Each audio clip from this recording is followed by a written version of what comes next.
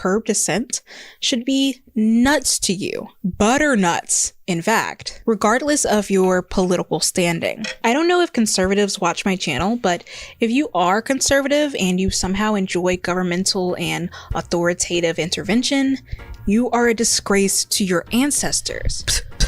I spit on you. I'm from the South, where white conservatives claim to hate big government and governmental oppression. They fly their little "don't tread on me" flags, and they harp on about the Second Amendment. And yet they're the first ones to gargle the balls of a fascist. I mean, they are doing a combo on it. They are buying out the stock of grapefruit.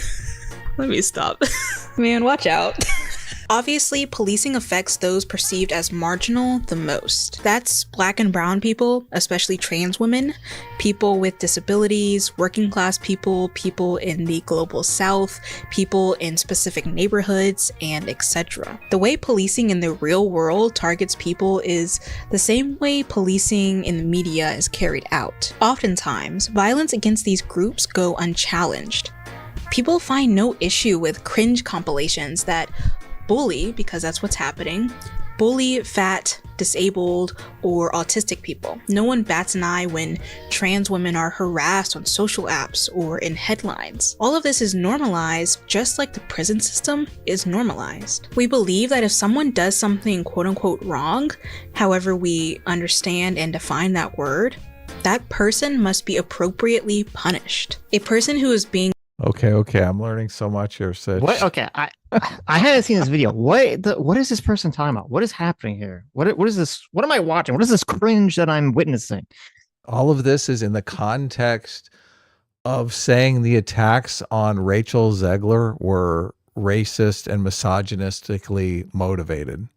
Okay, that's very interesting, because I'm hearing these things about like putting people in jail and fascism, and I'm thinking, like, are they talking about, you know, people being deported to prison, sent to prisons without due process, or being arrested? No, this is because of the Snow White movie. Yes, exactly. It's all because of Snow White. This is because people were mean to Rachel Zegler because she couldn't keep her mouth shut and was saying very stupid things in the public space. Look, everybody knows if you're going to make a video about Snow White and Rachel Zegler, that you have to include the prison industrial complex. Okay. And bad and policing, racist policing in your video, Right. Of course. Okay. Otherwise, it's not a proper activist video. So that's okay. I'm just that. So this is what this is about. Right. This video is brand new, but it feels like a time capsule of 2016 all over again. It really does. Don't fix what isn't broken. Okay, that's the motto, right? Is it? Is it? I mean, this is horribly broken and disturbing and stupid, but right, yeah. Will young progressives ever figure out conservatives? I'm not sure that they will. I don't care. If young progressives never figure out listen, here, let me, I feel like I'm in a very black pill mood today. Okay. I'm in a very black pill mood today. Progressives will never figure out conservatives. It's just never happen. They'll never, ever happen. And conservatives will never figure out progressives ever either. Okay. It'll be like men are from Mars and women are from Venus. Okay. With the progressives and conservatives, they'll never understand each other. That's fine. I don't care. I just want the progressives and the socialists and the woke to just please fuck off. I just want them to fuck off forever, so that we can have some functioning, sane left in this country. That's all I want. I just want these people to go away. Own heart. I want these people to be Thanos snapped out of existence, to be bleeped out of existence, so that we can please have a functioning left-wing, party in this country. I would like for there to be a functioning right-wing party in this country too.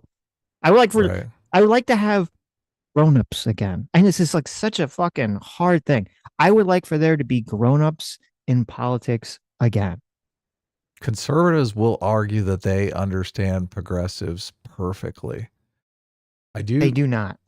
I do think that they mischaracterize progressives quite often. They say that they misjudge their motivations. They say that they're doing it like they have evil intent, basically. Yes. And I don't think this is evil intent in this video. I just think it's naivete. I think it's someone who doesn't understand the reality of the situation, obviously. And playing up racism in society is a way to grow your social capital. A lot of people Yeah, like to believe this. it's the classic, and it's so frustrating. It's so like basic 101 psychology baby shit, and everyone does it, where they go, "This is the way I feel and think about a situation." And so Mhm. therefore, if someone if someone disagrees with me, well, they must also perceive the situation the exact same way I do. So Right. they must be evil because that's the only explanation. And Right. it's like, well, no, like they just have a different perception. Now maybe they're stupid, maybe they're ignorant, but you're probably stupid ignorant too. Okay. And you Well, just they have your would own. frame them as dishonest. Exactly, but that's why you get this. There's everyone's just dishonest. Everyone's dishonest. So Right. now there are lots. Listen, there's a bajillion. There's tons of dishonest people in the political space, especially the punditry space. Okay, don't get me wrong, but I think the average like person who watches and follows politics, like not like the normie person, not even the normie, just the average like fan of things. I don't think these people are intentionally dishonest. They're just in their own little bubbles. They're in their own little worlds of perception. Right. Yes. Yeah, that's unfortunate. Obviously, we all get in our bubbles. We often don't look at things from a realistic perspective. We look at it from a rosy perspective because that's good for that's a good way to live and stay happy, right? We had Mm-hmm. that conversation about Hasan, which Hasan got detained, I guess, and we're going to cover that. Also, the Trump administration got a China deal, or is in talks with a China deal, or or it looks like they're going to get a China deal. I don't think they've actually got a China deal yet, but it looks like it's moving in that direction. So the market is skyrocketing. So Mm-hmm. everyone is excited about that. But you want to watch a little bit more of this before we Sure. move on to something else? Being punished to us is automatically guilty. We believe that there's causation between the two. And obviously, I mean, we never get it wrong. That's why the death penalty exists, right? We would never punish or kill someone unless we're absolutely sure. The prison system has also absorbed the idea. If now I'm not familiar with this YouTuber. I haven't seen any of her videos. I haven't seen this video. If she's willing to say that this applies to the left as well, I mean, we just came out of a time period. Okay, we just came out of a time period where the left would create all these cancel mobs against people. And if it's in that context, then I agree with her. Yes, people need to chill out and Show they some need to have humility. some Yeah. humility, some grace before you get out the pitchforks. So if that's what she's saying, I would agree completely. She is 1000% not saying that. Okay. She, Okay. she's Okay. only saying it in the context of systems of authority. Obviously, they get it wrong, but when it's her system of authority, then obviously it's all correct, and these people should be canceled, right? I see. Gina I see. Carano should be thrown in hell forever and ever. Right. Okay. Yeah, because like Twitter mobs, they always kind of dismiss it, but like getting people fired from their jobs is a system of authority. It is. It is totally. Did you watch that podcast with John Ronson? They talk about that in I did. there. Yes, it was good. And you probably loved it when they were talking about the right. They even mentioned woke right gets a mention. Unfortunately, I think that term might go mainstream. That was it's unfortunate. That was the one part I didn't like because really? the example they brought, I thought was a terrible example. There's definitely examples I think that you could point to, the woke right or whatever you want to call them, whatever makes people feel better about the overreach and obnoxious shit. But they used the worst example ever, which was the Ivy League presidents being called before Congress. That is not an example of the woke right, even remotely. Right, but you agree with the sentiment that as soon as the right gets in power, they want to engage in cancel culture as well. I agree with you that example is not a good example of cancel culture. Obviously, I've always said my definition of cancel culture includes this element of deception where you're lying about somebody and making something that they did that was innocuous into something sinister. So there is this kind of deception aspect of it that I think Well, it can be deception or it could be misinterpretation. A lot of times it's a little bit of both. So, Well, this was go all the way back to 2016, billion years ago. Okay. This was the original thing that got me and you and a lot of other people who or spent our whole lives on the left, questioning the left when all the woke stuff came out because we're like, what the fuck? The left used to be the side that was all like pro free speech, pro exploring ideas, pro solving problems with, debate. And all of a sudden, they get social capital, they get cultural capital, and they get this power. And it's like, no, no, no, we need to start canceling everyone. There can't be any speech.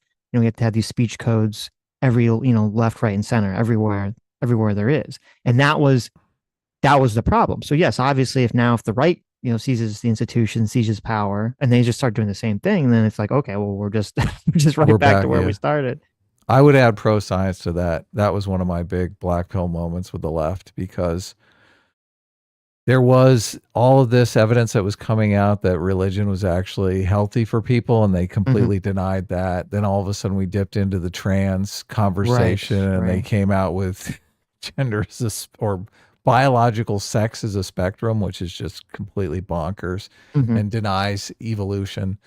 So that was a big moment for me. Obviously, the left always thinks of themselves as we're the party of the educated party of logic and science, right? Right. Wrong. Wrong. Yeah, wrong. of course. So yeah.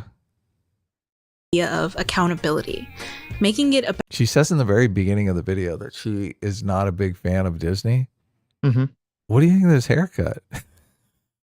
I can't help but notice.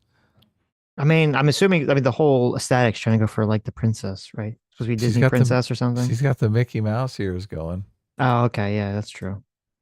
About suffering and retribution rather than restorative justice. And so see, the conservatives, all they care about is that you suffer.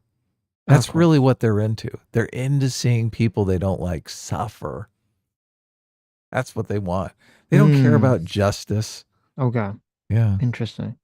The misogyny slop ecosystem, when we let me back up. Accountability. I like that. Making it about suffering and retribution rather than restorative justice. And so in the misogyny slop ecosystem, when we perceive a woman to do something wrong, we believe that we can hold her accountable by verbally abusing her, threatening her, discrediting her, and violating her, both on intimate stages like social apps and big stages like media institutions.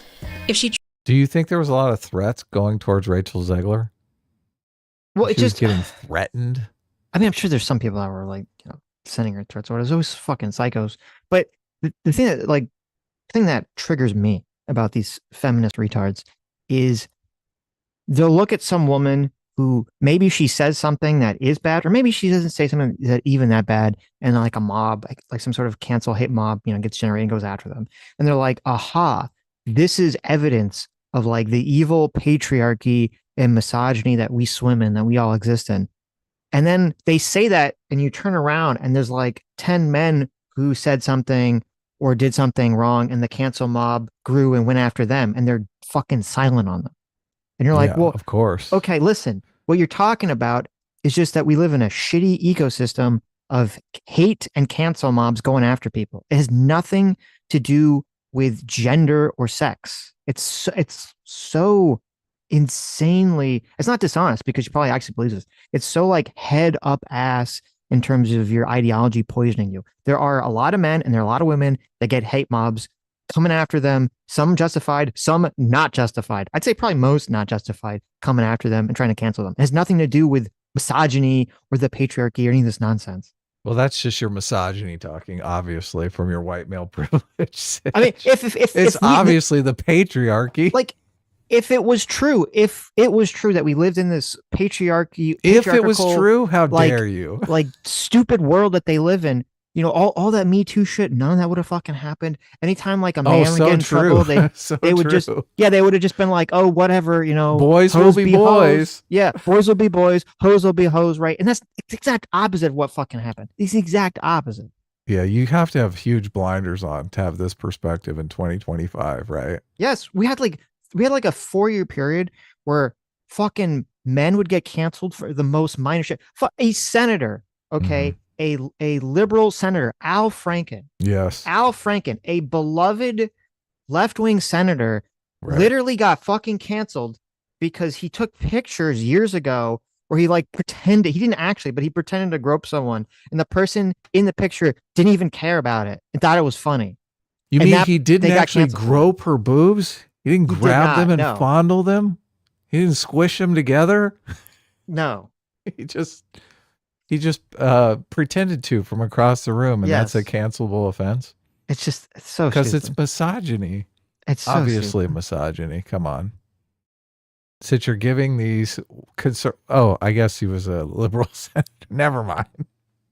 Yeah. Truly has done something wrong, and if she has taken accountability for her actions, if she has changed and apologized, the attacks don't stop.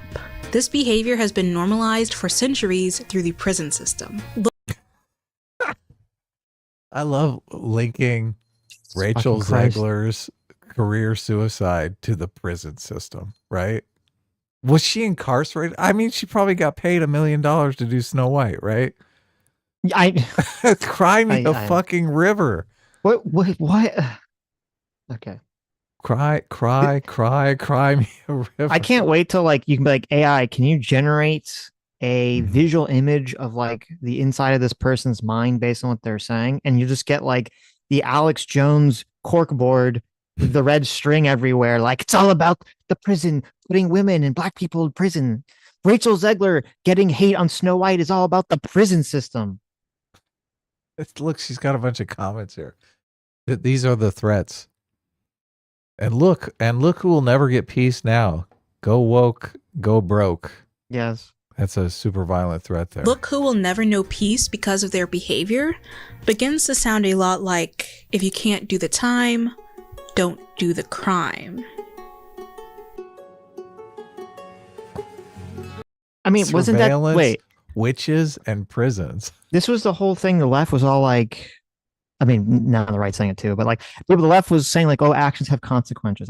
They would say it's not cancel culture. It was consequence culture. Accountability culture. Accountability culture, right? And so if someone says the opposite, they say, well, you know, go broke. It's like, oh, well, you're obviously advocating for prison. It's like, what?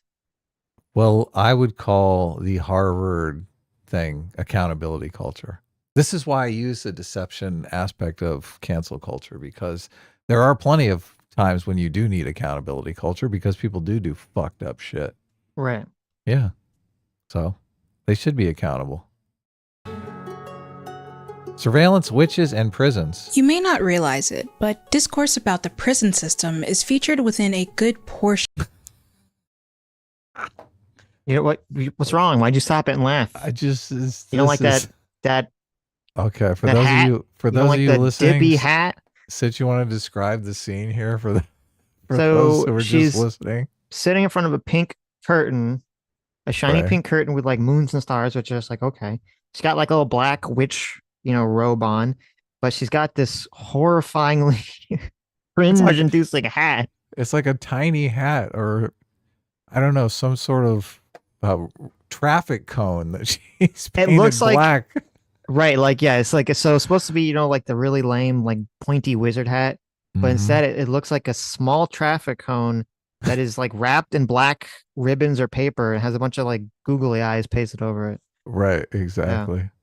It's really bad. I was laughing because it's such a ContraPoints basically changed progressive YouTube forever.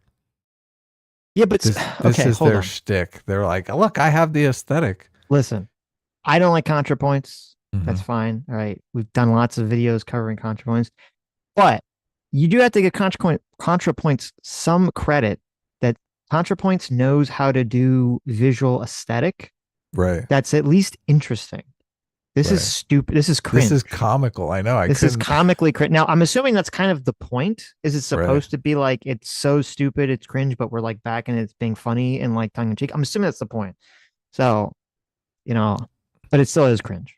If you wanted to make Nazi pro-white supremacist videos and you adopted this sort of left-wing aesthetic, would people notice that you were making completely racist videos, or would the aesthetic carry the day?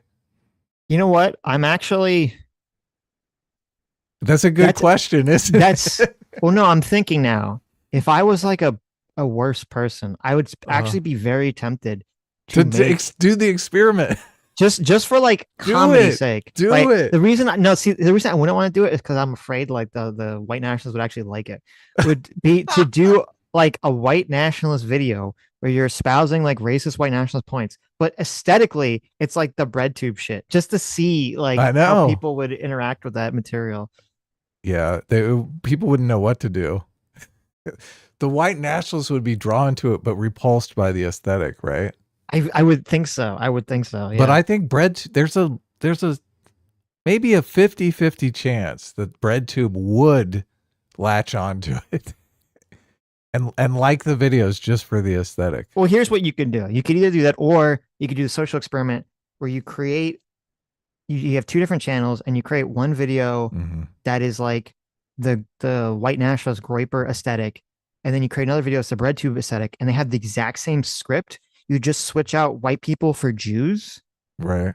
But all the entire script is exactly the same. But you just switch out white people and Jews. And then you could see if you can get both of them trending or going viral in their own, spaces. This blends in a little bit to the iDubbbz thing, because iDubbbz has adopted the white supremacist aesthetic in his videos, which I don't think is really working. Just because of the shaved head. Yeah, exactly. Okay. Of existing scholarship about the impact of existing scholarship necessarily use that language. For example, surveillance and witch hunting tend to be the most popular themes in discourse about media misogyny. These two themes are integral to the prison system. Surveillance is a symptom and catalyst for punishment and policing, while witch hunting is a tale about prisons, the death penalty, and due process. Let's begin with the latter. In both Europe and colonial Massachusetts, all these videos they lack some sort of cohesiveness. Just seems like random stuff thrown in. Now it's time for a quote. Right. This is a topic that we discuss, that kind of thing. There's no real through line to the videos. Do you agree? Well, I got to see more of the video to make that judgment, but that's pretty common. Yeah. Massachusetts, witchcraft was considered a capital felony, punishable by death. Both men and women of both low and sometimes high status were swept up in the 1692 witch frenzy in Salem. Because of the complexity of the event, historians tend to shy away from viewing witch hunting, especially in Salem, as explicitly misogynistic. But that's like the most popular reading amongst the general population. I mean, hello? We're the daughters of the witches you couldn't burn didn't become a liberal feminist slogan for nothing. A large portion of incarcerated people and people who received the death penalty were women, often of poor reputation or lower class. So gender does seem to play a role in witch hunting, in addition to race, class, reputation, and the inept prison system. This is especially important to the misogyny. Instantly. What happened? All right, enough of that crap. You were done. You were done. We're done. Okay, we're done. Unless you have anything to say about that. I mean, I don't even listen, I gotta be real. I didn't watch the video. I don't even understand the argument enough to really have a good read on a good criticism. So. Right. Taking it to I guess she's making the argument that, no, look, I don't want to give her that kind of credit. I watched most of the video and it was just kind of all over the place. It was kind of topic bingo. So she's saying hunting witches is misogyny and all the attacks on Rachel Zegler was misogyny, but I don't know that anyone called Rachel Zegler a witch, as in a witch that casts spells and has magic and stuff like that. So it was a metaphorical witch, I guess, right? Right, exactly. He was well, it's just, I mean, if that's like the thesis for this video or for her video, it's Rachel Zegler, like with like a lot of the witch stuff, it was, neighbors who had some problem with their other neighbor, Yeah, they right? use the witch thing as an excuse. Yes, exactly. They'd say, "Oh, I don't like this person. Let me use this as an excuse to hit him with the witch stuff." And then if you criticize it, well, then you obviously were working with the witch. Like there's a lot of things of that, obviously bad shit going on. Rachel Zegler was saying stupid shit that was insulting people who would have been maybe fans of Snow White by insulting the original story, by saying how it's like, we have to input progressive, modern feminist values into the story, bringing in, for no reason, bringing in Israel Palestine politics into the situation, right? This has like to compare that to just some, random neighbor who's beefing with another neighbor so they get them killed is just insane. The content creator, buys the argument, though, the central argument that Rachel Zegler was making and everybody got pissed about. She basically said, if you like the original Snow White, you're a misogynist. That's misogynist material, and we need to update it so we can erase that horrible sin against humanity. Which is just dumb because obviously the people you'd think would want to see a Snow White movie are people who actually liked the original material, right? So Right, why right. would you call all of them misogynists? Well, again, if she wants to make that argument, I mean, she can make that argument, say that, well, Rachel Zegler was right about that, about Palestine, all this other stuff. That's fine, but then you have to acknowledge, well, that's not really comparable to wrong like witch burnings or anything like that. Which obviously the people that were being burned for witches weren't fucking actually witches because witches Right. aren't real. Yeah. Okay. Yes. So like to compare like a mob of people who are mad about someone who actually said the thing that they said and inserted politics into a fucking child story that a lot of people felt was not necessary, including Disney itself, is ridiculous to compare that with witch burning. It's interesting that they perceive progressives as just being non-offensive, right? Their political Yes. correctness is niceness. You shouldn't be offended. Yet they love it when conservatives are offended. Oh, that's their pleasure. Oh my God, we triggered the racist, sexist conservatives. They're so offended. Yes. Yeah. Well, So, I mean, Zegler didn't have to offend all the fans of Snow White, but that's no, what no. happened. Well, it is interesting because a lot of people on the left will criticize the Trump administration for saying that the Trump administration's primary objective, this is their thoughts, the primary objective of the Trump administration is to trigger the libs in terms of their Right. policies and their goals. Um, which I mean, I'm not going to say isn't definitely, I think, a motivation in a lot of the Trump policies is the trigger the libs. And so it's true. But the irony is that you're right that a lot of the stuff that the progressives would do and the left would do was aimed at triggering the cons, triggering the Of conservatives. course. And it Yes. wasn't, and it was like just kind of taken for granted. And a perfect example of this is interesting. It talked about this briefly on Sunday. Tim Pool's having his sort of spiraling out against James Lindsay and the whole woke right thing. And he was, so, you had like Kanye's Hitler song, and you Right. had, I think it was Cernovich, said something like, oh, if this was a song that was praising Satan, no one would care about it. Right. Um, which is kind of stupid point, because, you can say, well, in modern times anyway, there wasn't some Satanist cult that led to the death of, millions of people and, tried to take over the world. It didn't really happen in modern history, but okay. There isn't really like a massive Satanist uprising, that people perceive right now that's kind of coming along and trying to reestablish political power. So it's kind of a stupid point, but whatever. So Tim kind of latched onto this point and he was agreeing with it. And he was saying, he kind of brought up how, Sam Smith, who was at the Grammys and he did his like Satanist performance and all this other stuff, and how, the woke left does this stuff and they don't realize what they're doing. They're blind to it. And I'm like, Tim's actually making James Lindsay's point when he brings up Sam Smith, that are these people, I forget, there's that other rap artist that did like the Satan lap dance thing. Yeah, I remember that. Like that stuff was done Not because those people are like literally Satanist or whatever. That stuff was done because they wanted to trigger the right. That Yep. was their goal, was just to trigger the right. Kanye's goal with the Hitler song is to trigger the left. And then you have these people whose goal is just with the same stuff is just to trigger the right. That's all it is. So it's the same. It's literally the same thing, just on the other side of the coin. Right. And Tim's spiraling out about that. Well, no, he's spiraling out about. So he's like super triggered about James Lindsay, pushing the woke right stuff. And it's like, listen, people disagree with the label. That's fine. Obviously, we've had long conversations about the disagreements of what to call it, right? The weird thing to me that it's hard for me to imagine that Tim doesn't realize he's lying is him making this insane accusation that, the guy who's like that James Lindsay and the guy who runs the Babylon Bee, the Christian guy, the very Christian guy who runs Babylon Bee, and all these people are attacking the woke right or coming up with the concept of the woke right, all because they want to pivot back to the left. And it's just like, what the like? Are you That's insane? gaining traction. I don't like that idea at all.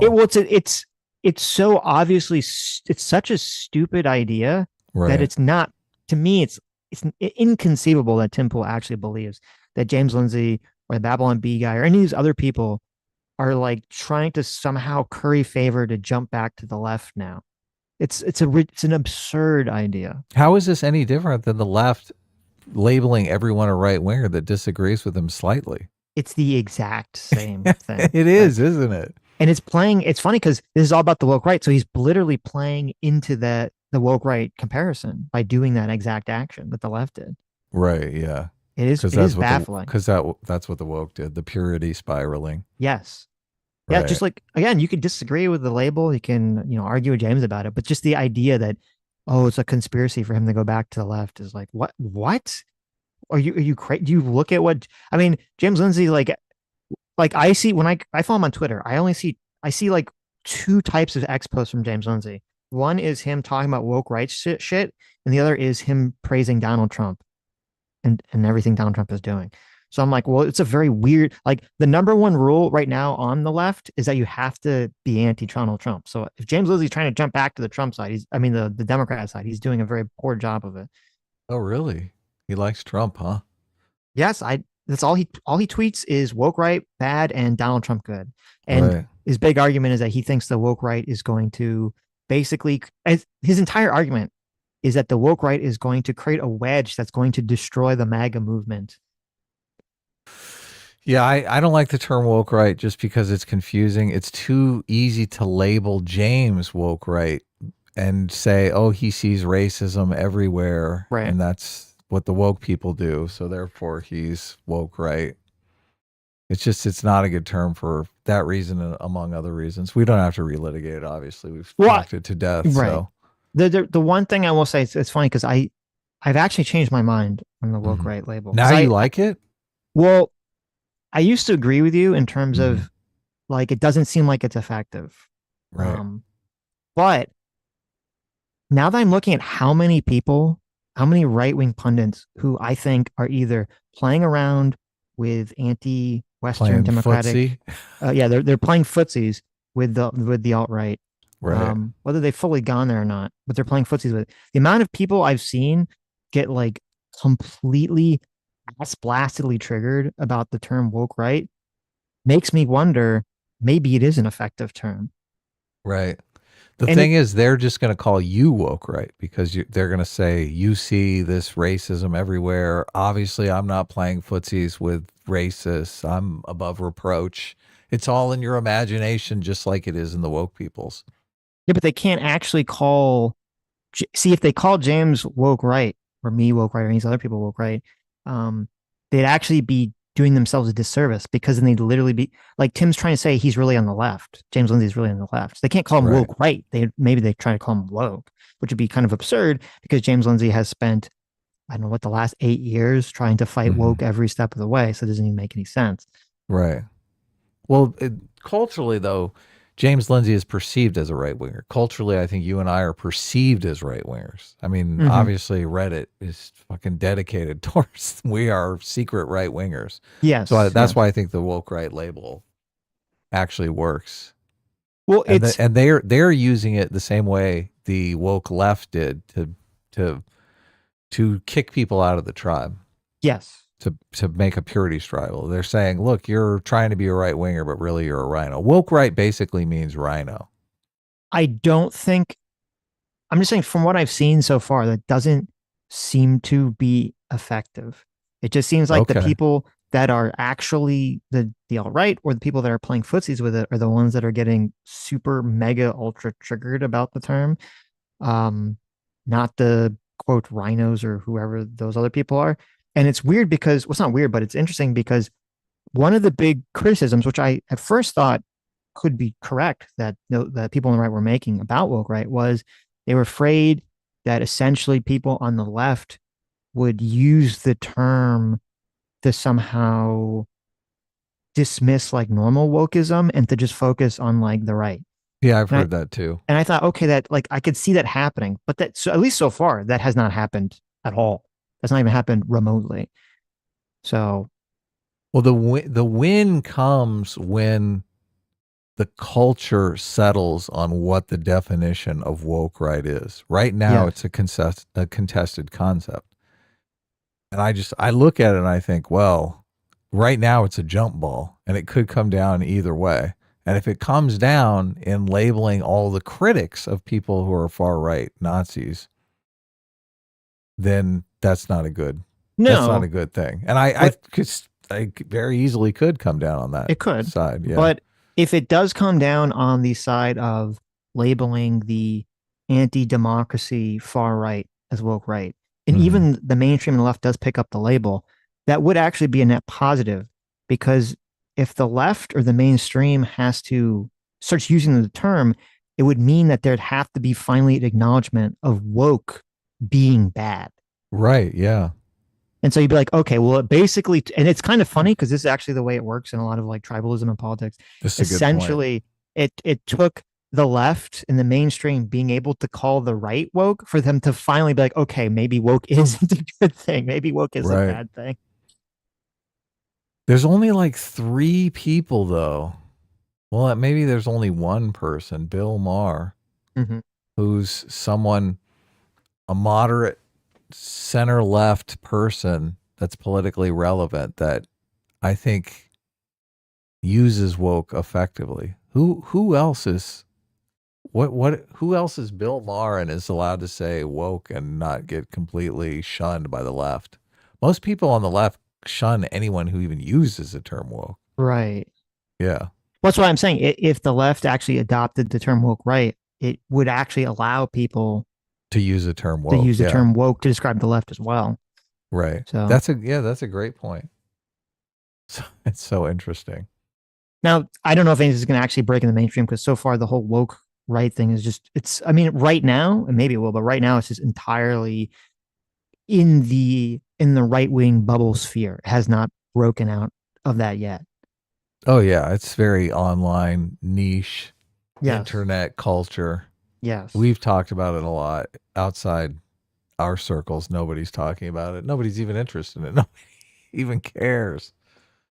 Well, the problem is that I think, like, yeah, people outside the circle don't care. People inside the circle are very upset about it, so they don't really want you to talk about it. Right. So it's kind of, you know, it's a maybe it's like a third rail for some people. They're twigged. The twiggered. They're triggered. That makes me think of, what was it? Remember you had the big head Adam? Mm-hmm. Are you twiggered? Are you twigged? You twiggered? All right. So Hasan is very angry about being detained at the airport. I just found a clip of him talking about it. So I guess we'll watch the clip. And then Sitch will make a very interesting point that I hadn't considered until the very beginning of this live stream. That made me kind of reevaluate this whole scenario. Mm-hmm. The Customs and Border Patrol agent goes, "Step aside, sir." I was like, here we go. All right. I'm waiting in the corner. This Latina ICE agent comes up, picks me up, takes me to this detention center. I sit down, fluorescent light bulbs, the whole nine. Okay. Is it weird that he like brought up the person's ethnicity and gender. He's like, they were a Latina. It is weird, but he sees it everywhere. Okay. He's bringing that up because he wants to say they're a traitor to their race. Yes. A Latino working for ICE. Oh my God. What a race traitor. Right. Fluorescent lights. Well, typically in these government buildings, there are always fluorescent lights. Were they in your face? How were the lights aimed? That's what I want to know. Well, no, he sat down and, there's normally these overhead fluorescent lights. Yeah. They actually like come down from the ceiling so that the Border Patrol people can like hold them and like put them in your face. Well, like a cop movie. I've seen those cop movies where they have a little desk lamp and they like aim it right at you. Your face. Yeah, exactly. Those are great. Mr. Piker, if that is your real name, it says here that you claim that America deserved 9/11. Could you explain this, please? I understand that one of your colleagues has worked for the Houthi pirates. It seems that you support a member of the Hutt family from Star Wars. One Miss Frogan. Can you please explain why you would be in favor of such a criminal element in your chat? Is it true that there is a sex tape of you floating around with this Frogan woman? Oh my God. That she threatens to expose every time you get out of line. You've taken it too far. You've taken the joke too far. Normally you now take I it feel too bad far. for Hasan. Normally you take it too far. Okay. So they have benches in the back of O'Hare Airport where there's like a detention area. Okay. There's a detention area. I'm sitting there. There's like a bunch of terrified families. Finally, this is all in the Department of no shit. I mean, people smuggle drugs and all sorts of contraband through airports. You don't think they have some sort of area where they interrogate people who they found with a kilo of cocaine in their suitcase? Have you ever been interrogated by customs or airport security or anything? I have not. No. I've only been once in my entire life. Really? And it wasn't by the Americans. Oh, okay. Well, it was by the damn Israelis. The one time in my entire life I went to Israel, they're like, you look suspicious. Let's talk to this guy for like 20 minutes. Sitch forgot his tiny hat. I forgot my tiny hat, yes. Doesn't that get you through airport security? I might look if I go to Israel, I might wear a yarmulke just so I can avoid the hassle. I was like, well, it's funny because I literally went with my parents and our synagogue. I was like the only young person. There was a bunch of like old people. They're like, there's that one young guy. He's got to be up to no good here. He got off easy. I hadn't shaved. I had some stubble, so maybe I looked a little swarthy, right? They thought you were human trafficking old people. They're like, are you, maybe they thought that. Maybe they thought I was going to try to blow up something. I don't know. Agent comes out, says, Hasan Piker. I'm like, that's me. Coming with me. I'm like, oh, brother, here we go. They take me to this back room. Okay. And the back room is not great. Everything, the back room is designed in the most hostile way I've ever been inside of a room. The vibes are really back there. Everything they just let Hasan into like that yellow corridor, and they're like, okay, you have 1 hour to complete the back rooms, and if you don't complete them, you can't get into America. That's the new rule here. Bye. And they close the door. He's doing a terrible job of describing this situation. The room had bad vibes. What the fuck does that mean? It's the back rooms, Adam. Obviously, it has bad vibes. Come on. Right. Okay. I recently did jury duty, and when you went into the bathroom at the courthouse, you saw a part of the world that was completely neglected. It was just completely in disrepair. Things didn't work. It wasn't particularly clean. Mm-hmm. So that's the kind of description you want. What were the bad vibes in here? Maybe he'll tell us. Maybe he's going to tell us what the bad vibes are. I'm skeptical, but we'll see what happens. His fluorescent light bulb. It's very obvious that they knew exactly who the I was. He kept saying, oh, well, since you mentioned that, what do you do as a job? And I was like, I'm a Twitch streamer. And he's like, well, since you mentioned that you were a Twitch streamer, what kind of things do you stream about? And at first I was like, do I just tell him I play video games? Because I don't think he's going to believe me if I say I just play video games to him. Hint, they already know what you stream about. Yes. They've seen your streams. They know you. That's support why they terrorism. pulled you aside. Yes. Please, Hasan, lie to them. That's exactly what you should do. Lie, lie. It's so weird that he's on this saying, I contemplated, should I lie to these people? Should I lie to these law enforcement officers? Would that be the right move? That would be. Every Please. time, every time I've gotten out of a ticket or anything, it's because I didn't lie to the officer. And the officers are so used to people lying to them all the time. They're just aghast that someone has told them the truth. And they're like, you're free to go. Mm-hmm. Well, So Hasan was right? returning from Paris, by the way. Yeah, Paris, France. Paris, France. Yes. Right. I don't know why Hasan is going to Paris, France when there's a genocide going on right now. Well, he probably had to meet with a suicide bomber. Well, then it makes perfect sense that borders and customs want to talk to him. Yeah, who knows? Who knows why he was over there? So I was just like, yeah, I play video games, but I also do current events sometimes, drama, internet. And he's like, oh, do you talk about, since you mentioned that, you talk about the things that you talk about, do you talk about the news? And I was like, yeah, I talk about the news. So he is completely in a lying posture. Yes. What a dumbass. What a fucking dumbass. This screams that you know the shit you're talking about you shouldn't be talking about. Doesn't it? If a law enforcement officer talks to you and you can't just clearly articulate what you talk about on a day-to-day basis, then you know you're talking about some shit you should probably avoid. Well, he could also just be, maybe this is just his retelling too. Maybe in real life he was like, yes, sir. Yes, sir. Like he's just like, being super nice, right? Mm-hmm. You almost said being a bitch.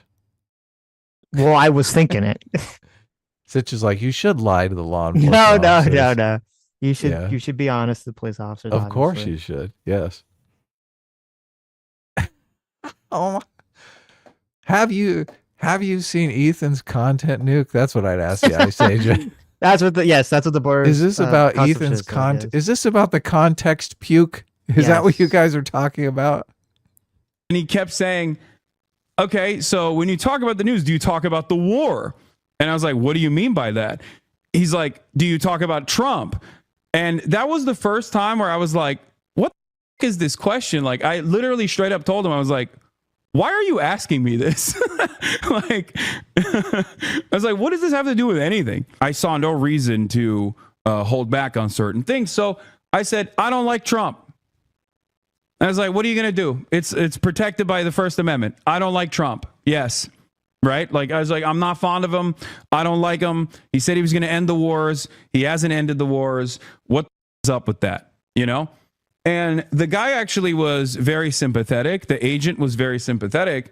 And I don't know if it was like a JCS style interrogation technique to come across as sympathetic to like invoke some kind of positive feelings out of me in an effort to like get me to reveal something maybe that'll trip me up, or because he just genuinely was sympathetic and he had the vibes of someone who was like, I don't know why I'm doing this.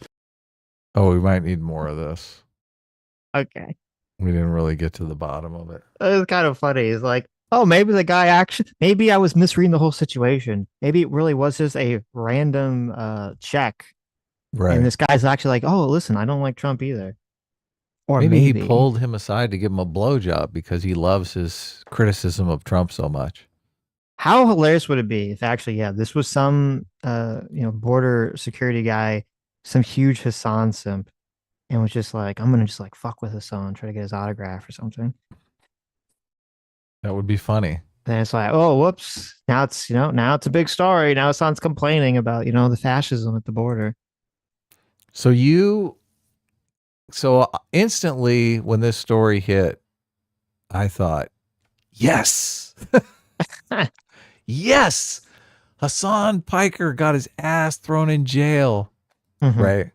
I'm not proud of that. Okay, that's definitely You not should the be. right. Listen, when I first heard the story, my thought was, please deport him. Please find drugs know. on him. Please find he's Well, got look. like a Houthi bomb on him or something. Find something to throw him in jail. Well, Deport him, please. this is why I'm not proud of it, because That was my thought too, and I stand by Well, it. no, but I stand by that thought, Adam. Well, I thought please let them plant drugs on him. So I mean, Okay. I don't know. Is that still your perspective? My perspective wasn't planting. My perspective was that he was doing something actually wrong. Find something. Find something. And if you can't find something, maybe invent something. Finger quote, find something. Exactly. Air quote, find something. Yes. So, but look, I rein myself in. That's not the right attitude to have. We shouldn't be harassing innocent citizens. Sitch has a better perspective. Hopefully Hasan is just a degenerate running around with a huge bag of cocaine in his pocket. Yes. Yes. But you made an argument. Well, I guess because you had seen the news, and there's a bunch of articles basically lionizing him. So you want to talk about that? Well, hey, I sent you a picture. I don't know if you should bring it I up. brought it up. Yeah. Okay. Yeah. So, well, and I didn't. And listen, I'm not a 10D chess genius here. I saw someone else. I forget who it was. I saw someone else had posted a picture like this. It might have been the Yeet account because he like follows Hasan pretty 24/7. Oh yeah, yeah. I noticed that. Yeah, and I said, "Oh shit, this is really bad." Because at first I thought, "Ha ha ha," he got held up by border, security, whatever. But then I saw this screenshot, and it shows that like every single fucking mainstream publication wrote an article that was all like, boy, do I. That was all like, oh, how terrible, this, the evil fascist Trump administration, is trying to detain, some lefty streamer. Right, all of them. yeah. If you can see, if you're looking at the screenshot, we have the BBC, the New York Times, Washington Post, the Guardian, USA Today, Newsweek, and that's just like the top. If you do a Google search for, Hasan in the news, it's just like endless. It's just endless. And I said, oh my fucking God.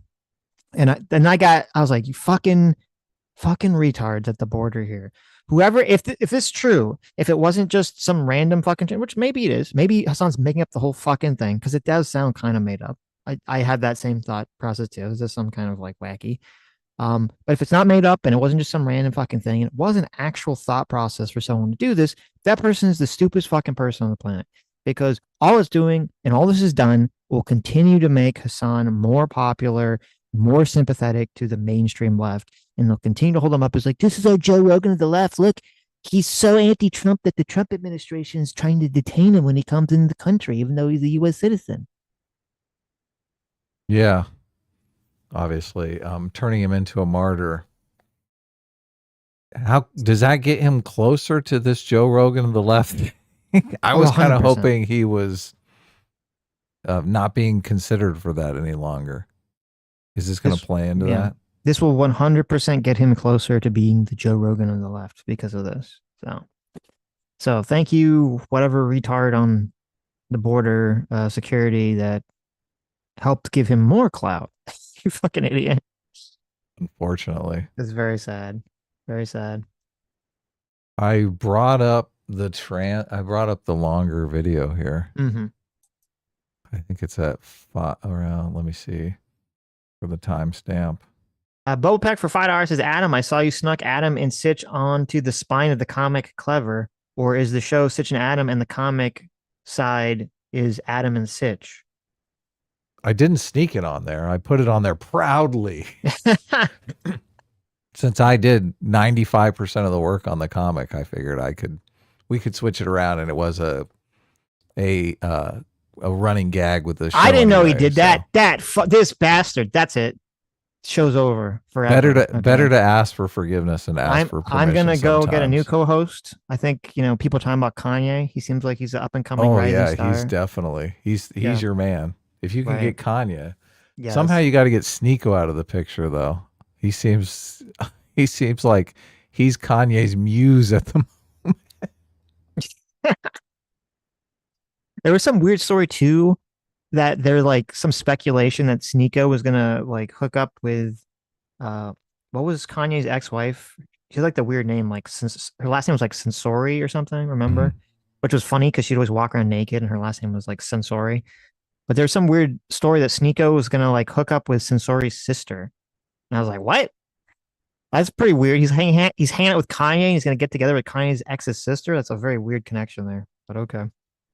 Is it the ex that? No, this isn't Kim. This is the other ex. So Kim is the one that he's pining for. Yes.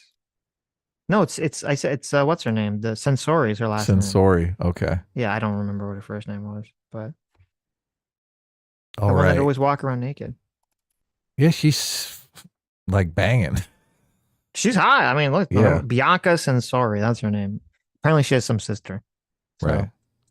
I'm sure her sister's probably hot. Although maybe not. Sometimes she look cute. She look good. She looks fine. Sometimes there's that strange phenomenon where that's the worst. One right? sister is much more attractive than the other sister, and you're thinking that's the worst. Is it? I assume for like the girl, like God, you're like, oh, you look at your sister, she gets all the attention, and because she's hot, and then you're like, oh God, right? It's just depressed. That's what happened with the Kardashians. It was remember. Did you ever watch the fucking? I unfortunately watched a couple episodes of the Kim Kardashian show. Unfortunately, watched it. You were in you were in a detention center, and they forced you to watch the Kardashians. When the Israelis captured me against my will, they forced me as part of their interrogation technique to watch. Keeping Up with the Kardashians. No, but they had because you remember there's the three sisters. Well, then there's the Jenners, but there's the three original sisters. There's Kim, Chloe, and what was the other one? They had another K name. Courtney was the other one. And if you remember, like Kim was like the hottest one. Courtney was like hot, but not as hot as Kim. And then there was like Chloe, and she was kind of like the ugly Dumpy. Kardashian. Yeah. Yeah, she was like kind of overweight and just her face structure wasn't anywhere near as good as Kim. And I was always like, God, that must suck. How much does that fucking suck? You're like the sister of like this girl that everyone knows is like the super hot one, and you're not hot. Like that's got to be devastating. Yeah, it's probably painful. Yes. Your job is really just to make them look hotter by comparison. Well, whose job? Who's the they? The ugly sister. Oh. Yeah. Oh my God! I see a picture. She looks so weird now. So she's obviously had like a lot of work cosmetic done. surgery. Yeah, and I'm seeing this picture of surgery. her now. She looks super weird. Like her neck just looks very strange in this picture. I don't know what's happening here. You got to see this. So there was a bunch of a Dr. Seuss character. There's a bunch of there was a bunch of cuts in that clip that we saw of Hasan. So I brought up the longer clip, and I found the bookmark to where he's describing the situation. So okay, maybe they just clipped out where he went into the description in detail just to make Hasan look bad or something. This person there, cop there, just basically waves you, okay? And they do that over and over again. It gets to me. Well, now this is all clipped up. What's going on? Maybe they clipped out the Maybe the whole thing is just clipped up. Hey, take a photo. Well, hold on. It's Hasan. Okay. We've all seen. Now, I did something sneaky and I didn't tell you guys because I'm a fucking devious little bastard. All right. On Sunday, because it was such a long video, I snuck in there. Don't tell them. Why are you? I snuck in there. Giving away our secrets. I'm such a fucking bastard that I sped the video up 1.25 speed. Okay. That's because if you've ever watched a live Hasan stream at 1x speed, you will literally just want to end your life. The amount of pauses and ums and chewing sounds and breaks between every other word is just horrendous. Right. So obviously this story is going to be cut to hell too. Right. You can edit all your ums and ahs out with AI now. It's super easy. Well, it's not even like with Sam Cedar, he says and ah like every quarter of a second. And it's hard to listen to. But at least Sam Cedar, even though he has all the ums and ahs, he is coherently, let me take that back. He's not coherent, but he is saying a statement. He's saying like, here's a statement about a thing that I'm talking about. Like he keeps going. The thought continues. Hasan will just pause for like 10 seconds in between every 3 words to read the fucking chat or to allow the fan in his little brain to catch up and like decool. He's got to decool. Cool the processor off. Well, his head is so tiny that it heats up very easily. Right. Did you see the clip going around of him bringing up Ethan Klein at the beginning of his talk? This talk probably took place in France at some college. I think it probably no, I why think it was there. it was I think it was University of Chicago, I believe. So it was, I think Oh, it was. So it wasn't in France. it was right after Chicago. he landed, I guess. Right after he was accosted by the border. That was interesting. Hasan is accosted by the evil border agents, and then when he goes to the speech, the very first thing he talks about is not that, but he talks about Ethan Klein. Right. The That's pretty real, the real assailant. Yes.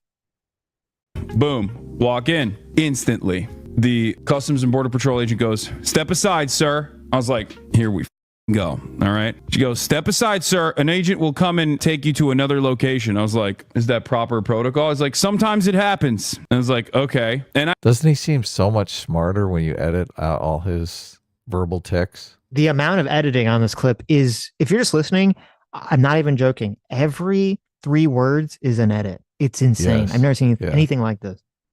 Yeah. They've turned him into actually an articulate person. Yes. I knew at that point, I was like, okay, I'm texting like family. I'm like, this is happening. I'm texting my manager. You know, I was basically I got Lolo on. I was like, listen, you know, I'm going in. All right. I'm freaking going in. Who knows how long this will take? Who knows what will happen? I had already heard like horror stories from people. There was like that one girl on TikTok that had talked about this. And I thought to myself, all right, it's done. It's happening to me as well. It is what it is. You know, am is real high. I'm about to say am is real high multiple times to get these guys off my back. So I'm waiting in the corner. This Latina. What is M is real high? You recognize that? I don't know what you're talking about. ICE agent comes up, picks me up, takes me to this detention center. I sit down, fluorescent light bulbs, the whole 9. Okay. They have benches in the back of O'Hare Airport where there's like a detention area. Okay. There's a detention area. I'm sitting there. There's like a bunch of terrified families. Okay. There's an old lady in a wheelchair. There's like a mom and daughter behind me. There's some like random dude in front of me. And That wheelchair is made of cocaine. Okay. You dumbass. Mm-hmm. And the way it works is there's a back door, right? And they take your passport, they go to the back door. You don't know what the hell's going on in there, but they sometimes come out and they just say someone's name with their passport in their hands and they go, "You're clear to leave." Basically, when they bring you to the detention area, I guess. Okay. You know, it's funny. I found an unedited version of this conversation. Oh, don't abuse us. No, I'm not going to abuse you, but it is interesting because it's actually this is on his official channel. It's slightly sped up. Is it? Yeah, it is slightly. And not only is it edited, it is also slightly sped up. He is talking faster in this than he is in the original. So It's all smoke and mirrors. yeah. Or do we still have it? Maybe we still have it sped up. Do we? Is this sped up on our end? I don't know. No, it's not. Okay, never mind. So no, they officially sped it up on his channel. They, I guess, do some kind of surveillance on your background to figure out if you are going to get harassed even further or if this level of harassment is fine. Okay. And I asked and I looked around at all the passports that people had to see if there were other American citizens. And lo and behold, at least in the area that I was at, I was the only American citizen. There was another guy that actually had an American passport as well. Because I asked the terrified family behind me, I was like, "Hey guys, if you don't mind me asking, do you guys have an American passport?" They were like, "No." So it turns out it's just they're terrifying the shit out of mostly non-American citizens. Okay. But apparently This is great. Next time he goes through O'Hare, it's gonna be a completely different scenario. After this video, he's basically accusing all of them of being complete and utter racist, right? Sure. Yeah. they're also interested in trying to terrify American citizens as well. So they're just like coming in and out. They get this lady in a wheelchair out of there, which I thought was so insane. Old lady in a wheelchair is in the ICE detention area, and they come out with their passport and they're like, I mean, she's an illegal alien. What are you going to do? Just because she's in a wheelchair, you're like, let her go? That's Come how they on. smuggle the guns in. They put it in the wheelchair. Obviously. Well, even if she's just here illegally, I mean, mass deportation, right? I think that they intentionally choose grandmas in wheelchairs in order. This is my theory. Okay. Because Okay. I've been on a grandma theory. I have a grandma theory because I've been on a plane I've gone through the airport with my grandma in a wheelchair, and she has literally been like, we need to like do a fucking full security sweep on this old lady. Okay. We were not flying internationally. It was a domestic flight. I have a theory that the airports, they have some magic quota. They're supposed to check a random number of people every day. And in order to make it truly seem random, this is my thought process, I think they intentionally have in their minds a grandma quota. So they could be like, look, it's just random. We even picked up this random old lady in a wheelchair to check. Look how random we are. We're not being racist. We're not being we're not profiling anyone. Because if we were, we obviously wouldn't do the grandma in the wheelchair. So that's my theory on it. It's the anti-profiling grandma in a wheelchair method. That's a good theory. I like it. Like, here, you can leave. Okay. So that's one thing, right? Like, I've had secondary searches and stuff done to me before. I've had the cavity searches. Yes. Oh, but that was with Destiny. So that doesn't count. I think it's called the quadruple S. Like, that's the real reason that Hasan got so mad at Destiny when Destiny was criticizing his political takes like years ago. Right. Hasan's like, I let you suck my dick, Destiny. What the fuck? How are you attacking? I know. We played border security together. Okay. We did full cavity searches on each other. How could you betray my trust like this? That's exactly We played right. drug smuggler together. That's exactly right. Just because I wanted to bring Frogan in and you weren't down for that doesn't mean you have to flip out on me publicly. Yes. Terrible. Like, they put the SSSS on your boarding pass and you always get checked randomly when you get hit with that. Like, that's happened to me a lot in the past. I get GSR swabbed all the time. That stuff is normal. I've experienced that. Do you hear that? He gets swabbed all the time. Oh my God. It does. I think it's one of those situations where, like, you know how there's all this, like, there used to be all these like signals. I don't know if they're still around, but like in the 70s or 80s, there's always like, you know, like the gay guy would wear, you know, the pencil on the one side of the ear while doing like the backwards tap dance to like signal to other like gay people that they're like down for like bathroom sex or something. They would sneak a foot under the edge of the stall. Right, that was the more recent. Yeah, there was the guy touching the foot underneath. Yeah, right. Right. Only maybe Hasan is like, though. They would put the bathroom location up on the internet, I assume. Right. Be like, this is where you go get some. Yeah, right. I'm wondering if maybe Hasan is like, he keeps sending out all these signals to like the border people, like, hey, swab me, baby. Swab away. I'm gonna get some swab action. I'm down. Quite a bit. Okay. But this time I didn't even have the quadruple S on my boarding pass. So I was like, all right, it's probably fine. So I wait. Finally, this agent comes out, says, Hasan Piker. I'm like, that's me. Coming with me. I'm like, oh, brother, here we go. They take me to this back room. Okay. And the back room is not great. The back room is designed in the most hostile way I've ever been inside of a room. The vibes are really back there. Everything is fluorescent light bulb, obviously. They had these 2 seats that were firmly planted into the ground, okay? They were complete metal. They were like tiny stools, very uncomfortable, with like braces on the side so you can handcuff someone to them, okay? And there was also a seat for like a lawyer. So I sat down on the lawyer seat on the corner to establish dominance because I've watched too many JCS interrogation videos and I knew I had to have command over the room. So I didn't sit in the cuck chair. Instead, I sat in the lawyer chair and we got to talking. And let me tell you folks, the TikTokers that talked about being detained, they were right. It was an insane situation. So it's very obvious that they knew exactly who the I was. It's very obvious that they knew how to like navigate the conversation, and it was a really, really interesting conversation that took. It does seem kind of shitty to me that there were TikTokers, there were other people who have been detained by border security, and they have to like go back. They're like, oh, they flew to America for nothing because I don't know. They find some problem with whatever you're doing, so you have to fly back, so you wasted your money on the plane ticket, or they detain people for some extended period of time. There's a couple of stories where people who were, you know, U.S. citizens were wrongly detained for like a day or 2 days or something. It sounds like I was inconvenienced for 20 minutes. Okay. Right.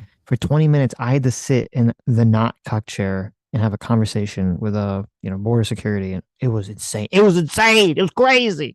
Feel my pain. I am Hasan Piker.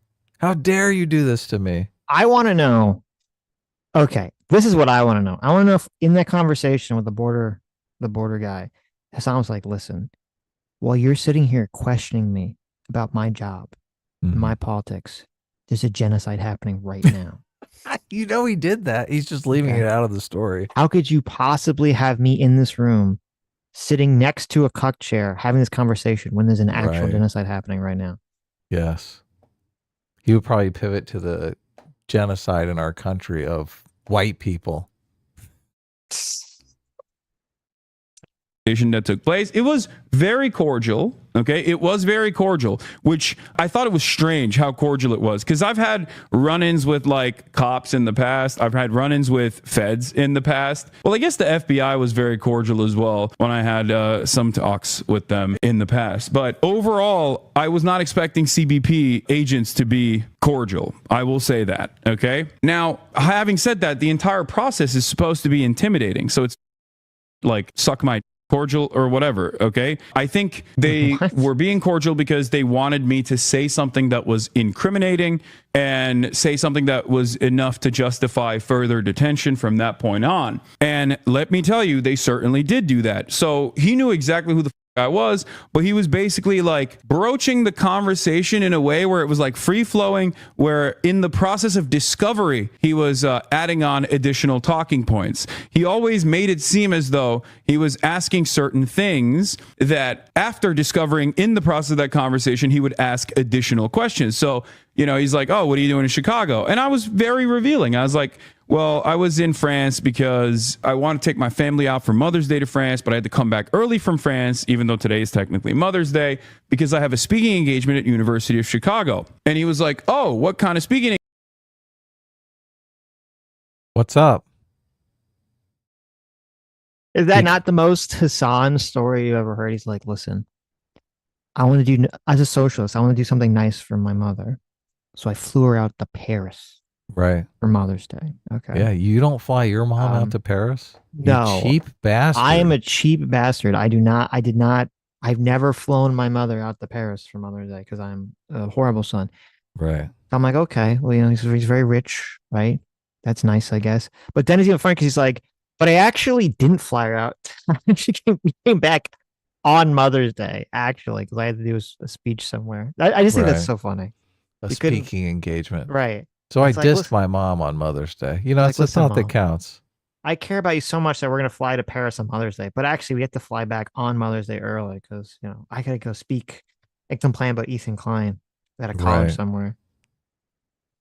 It's just very Hasan thing.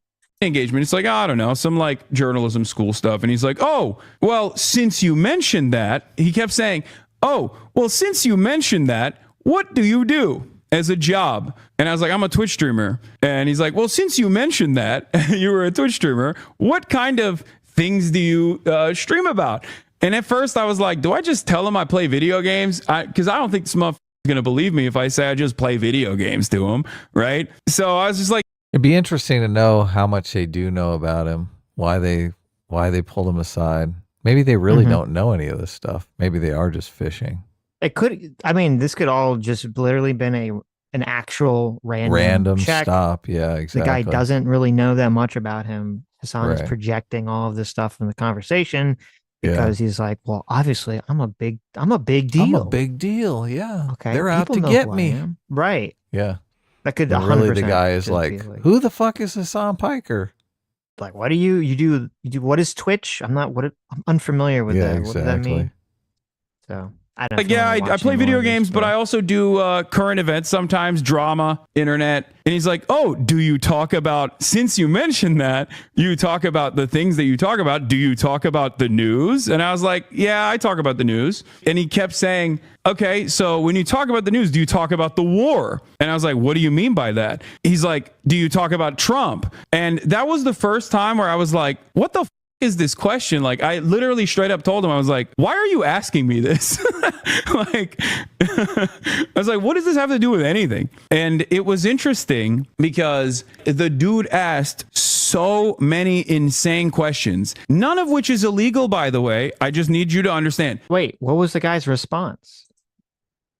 What was the guy's, you said, you're like, why are you asking me these questions? What did the guy say? Yeah, are you forced to answer questions if you, I mean, are they going to Mirandize you and you bring your attorney in you could just say, I don't want to answer your questions, right? I mean, that's what the lawyer chair is for. You're sitting in the fucking lawyer chair, dude. I don't know. It's a good question. Yeah, I don't know what the legality is. I assume you have the right to remain silent and do all that stuff. Yeah. Now, if you do that, I mean, they can't arrest you, but I'm sure it'll end up, you end up being detained longer because then they're going to like try to run a background check on you and, do all this other stuff. Right. But, yeah. Better just to talk. I mean, if you want to probably get out of there, if you haven't done anything wrong, I know it's like, oh, never speak to the police. But in this situation, unless you actually have something to hide, it's probably better to just be like, yes, this is what my job is. Well, and also from Hasan's perspective, he wants to make it a big story. So he should be he actually handled it very stupid. He should have been as flagrantly leftist as humanly possible to try to trigger them into doing something. Right. Well, I don't know about that. A lot of people say that you should, whenever you deal with the police, you should ask them just if you're free to go or if you're being arrested. Like, am I being detained? Yeah, exactly. I was not driving. I was traveling, sir. I was traveling in an airplane. Don't go that route. You don't want to go that route? Don't become your own attorney on the fly. Okay. Just be like, am I free to go? Yes. Right. I've declined searches before. Cops have asked me to search my vehicle. I always decline. Mm-hmm. And nothing's ever become of me declining except for me just leaving. Right. Nothing I've done online is illegal as of now, if that makes sense. Now, laws may change in the future and they might actually start prosecuting speech, which I do fear is the goal of this administration. Oh, so, I don't think you can incite violence online. And obviously, Hasan has said plenty of things that walk that line. I would not want to be in a court of law defending the things Hasan said. Yeah, I mean, he had the gun tweet. He had the people they should kill Rick Scott tweet. Right. Now, I think most of this stuff is probably in the gray area. I don't think he'd get in legal trouble criminally. I do think all this stuff 100,000% violates Twitch's terms of service, but they overlook it because, he's their golden boy. Right. And if someone wanted to make a stink, someone in the Trump administration wanted to bring him into court and argue that it does break the law, they could do that relatively easily. Huge fucking mistake. Right. It would catapult him to even stardom, more, popularity on the left. That'd be a huge fucking mistake. He would become the Joe Rogan of the left. Yeah. Oh God. The new Joe Rogan of the left is actually stupid. But so far, everything I've done is fully protected under the First Amendment. Okay. And none of these questions are actually valid questions to ask. But I was entertaining it because, one, I didn't want to present it as being difficult because I didn't want to extend the tension. And two, I actually wanted to see what a cuck how far I could take it. Maybe it was up of me to do that. Maybe it was not appropriate for me to do that, to play fast and loose with a person that has complete control over my life in that very moment. But I wanted to see like what they were trying to take from this conversation. So, instead of just pleading the fifth. I do like that. So Hasan basically cowards out in the conversation. And now he's like trying to justify it. Like, listen, I was like the inside man. I was the socialist on the inside. I was just trying to scout out the inside of the question area to figure out what was going on here. I was doing you guys a service. I wasn't being a cuck. Now he's a Trump administration collaborator in my eyes. I agree. I mean, This was collaboration. 100%. I don't know how you could call it anything other than that. As I'm supposed to do in situations like this, I just kept giving him answers. And there were definitely areas where I was very revealing about my position, knowing full well that they know exactly what they're looking for. I saw no reason. I mean, the border guy, I thought it was pretty weird because I kept asking him if he wanted a swab of me. And he kept saying no. And he thought it was very strange that I kept asking again and again and again. I was like, are you sure you don't want a swab? I'm good at swabs. We have no idea if he actually knows anything or not. He might have watched all the live streams and he knows exactly what's going on and he's fishing for him to say the incendiary thing that he knows he believes, or he just doesn't know anything at all and is just asking him questions because he wants to know if he's a terrorist. If I had to guess, I would guess that they literally didn't know anything. It's the latter, right? Yeah, I think they didn't know anything. They're just it's just random. It's a random check. Yeah, That's because hilarious. if you knew who Hasan was, what would be the point? What would be the point of doing any of that? You know, it's gonna help him. It's the most obvious thing on the planet. Like, what would be the point if you know who Hasan is to do any of this shit? Well, it could just be someone who knows him and doesn't like him and has authority, is in a position of authority to do those random checks, right? Yes, Yeah. Right. Maybe That could be. It's That could possible. definitely be. That person's a retard if that was the thought. But that person wouldn't be in the end of this just be like, oh, great, cool, right? Yeah, you think they would have just like really like delayed it too. They had him like just sit there for like 2 hours or something if that was the person. Oh, that's true. Yeah. Right. Make him get his lawyer down there. Yeah. Really scare the shit out of him. Right.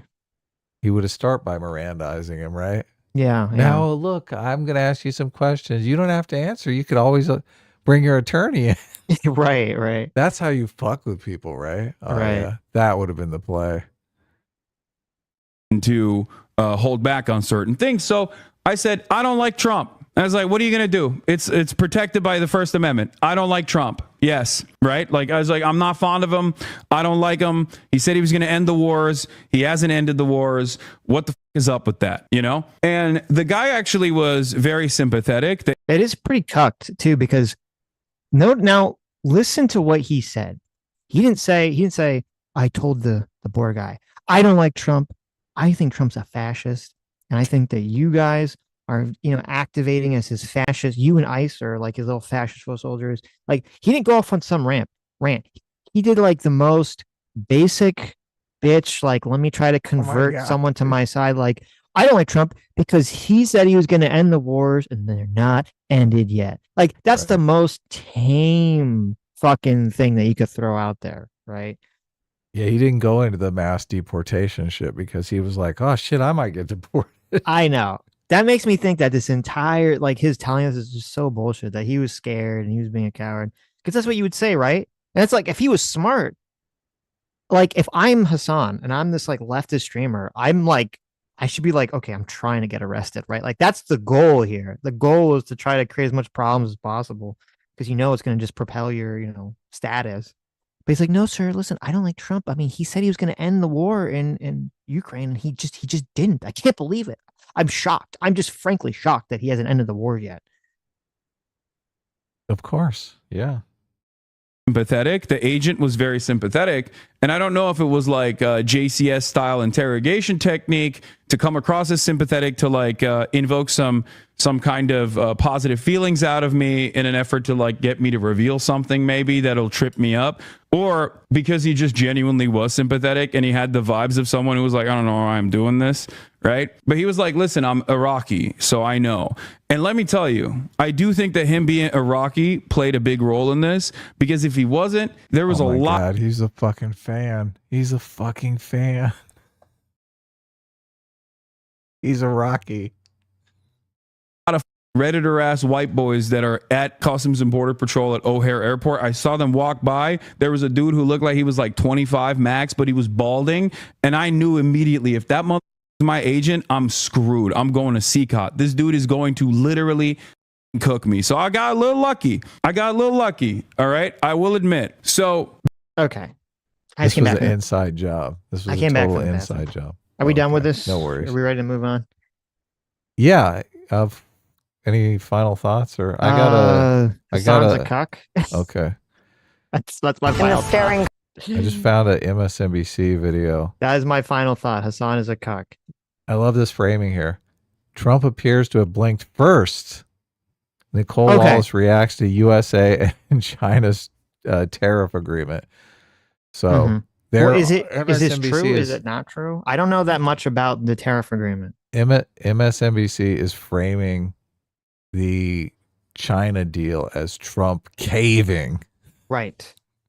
I mean, is the that market accurate? likes it. I can't believe the market was up huge yesterday. I don't know if you saw. I did see. Yeah, and it's Right, still it's up again today. Holy cow! Yeah, but that has nothing to do with whether Trump caved or not. You know, Trump caved on the original tariffs and the market went up in response to him caving. Mm-hmm.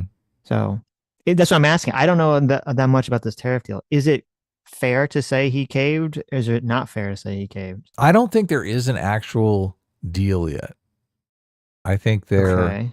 Well, no, actually, I think there is a deal. They moved the tariffs down to 30%.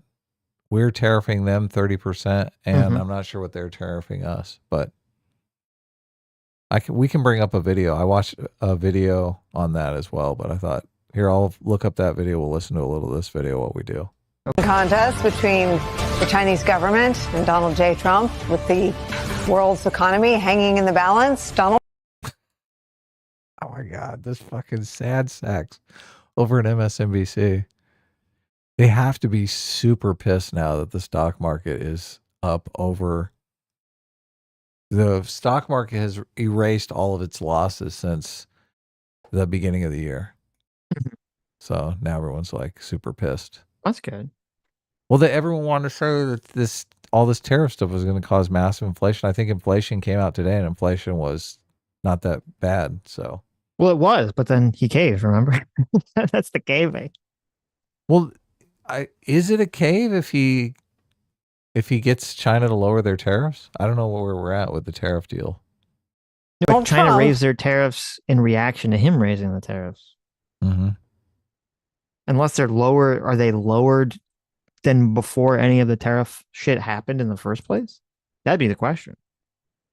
I'm not sure. A trade deal is in the works, though. Word Well, on the street. Why don't you know these things, Adam? Well, I didn't read a bunch of articles on this. You or anything. fucker. I just watched like a video on it. But we'll watch another. We'll watch a video. It's okay. Tell me chill. the information. Just chill. Just No, I'm not chillax. chill. There's a genocide happening and Hasan is being detained. Okay. I am not going to be chill about this. You're not getting upset that Trump has a W on the board, are you? I don't actually know if it's Are a you W getting- or not yet. Is that why you're getting triggered? I here? want to know if this is a Are W or if this is a iDubbbz cringe L dance. I need to know. What is it? Is it a W or an L? Are you okay? getting? Look, I've heard some fans of the show. Yes. They want to let Trump cook. Okay, Trump is cooking here. I don't hear that from fans of the show. I hear that from Sam every fucking day. Okay. Right. Well, this is some evidence that look, he is cooking. He is cooking. Some good things are coming in here. Well, I don't know. So I'm asking you. I'm trying to discern what is being cooked here. I want to know We what is in this. Is this a tasty pasta? Is this a tomato sauce that is being stirred by the niece of a drug addict? Sitch, you're asking me to do so much emotional labor for you here. I know. I'm asking you to do research. I know. It's You shocking. can do look, we'll do a little research stream. Okay. We'll dig in. Okay. I did watch a video. I like this one content creator that kind of breaks things down. We Mhm. can bring that up, and I think he cites the actual numbers. So we'll get into that. I want to see the MSNBC meltdown. Okay. So look, it's all over her face. Trump is playing Russian roulette with the economy here. That's basically her intro. Mhm. Appears to have blinked first. News breaking today that the U.S. and China. He just bent over and let President Xi butt fuck him in front of everyone. This is an amazing picture. Like, it looks like they both have their eyes closed and really don't want to touch. And so they're like kind of like trying to just like feel out where the other's hand is, and they're gonna just totally miss. Trump blinked first. Trump gave in to China. Yeah. We at MSNBC hate China. China are reducing tariffs for 90 days. After talks in Switzerland over the weekend, the Trump administration is now lowering tariffs on Chinese goods to 30% from the rate Trump had set, which was 145%. So look, you're getting all your information here. You don't need to get triggered. They're giving us some information. The Chinese government is lowering tariffs on American products to 10%. Now, that 30% number on goods from China is still higher than. What? China lowered their tariff to 10%? Is that what she just said? 5%. The Chinese government is lowering tariffs on American products to 10%. 10%? 10%? That's nothing. Wasn't that what it was before? So we have a 30% tariff on. No, I thought it was much higher. I thought China was tariffing the shit out of us. That's why we were. They wouldn't even open markets up for a bunch of different stuff. So according to this article, who wants to sell shit in China anyway? So it is lower because it says at the beginning of the year. So, but at the beginning, I'm assuming they mean before the tariffs. At the beginning of the year, China's tariffs against U.S. was at 21.2%, which was 0.4% higher than U.S. tariffs were before all this began. Right, and now our tariffs are 30%, and theirs are 10%. Yes. So 10%. Now our tariffs are 20% higher than theirs. Right. We're going to get some of that money back. That's great. Well, not really. What do you mean? That 30%, that's still a 30% tariff that U.S. companies have to pay for all their shit coming into the stores that we all have to pay. It's taxing Wall Street. It's great. Oh, Wall Street. Okay. Tax the shit out of those big corporations. It's a corporate tax. Oh, of course. It's yeah. The price is definitely passed on to consumers, right? We'll bring up the inflation report. Okay. Actually, we can just look it up. It came out this morning and it was lower than expected. Right. Which is why the market is up again today.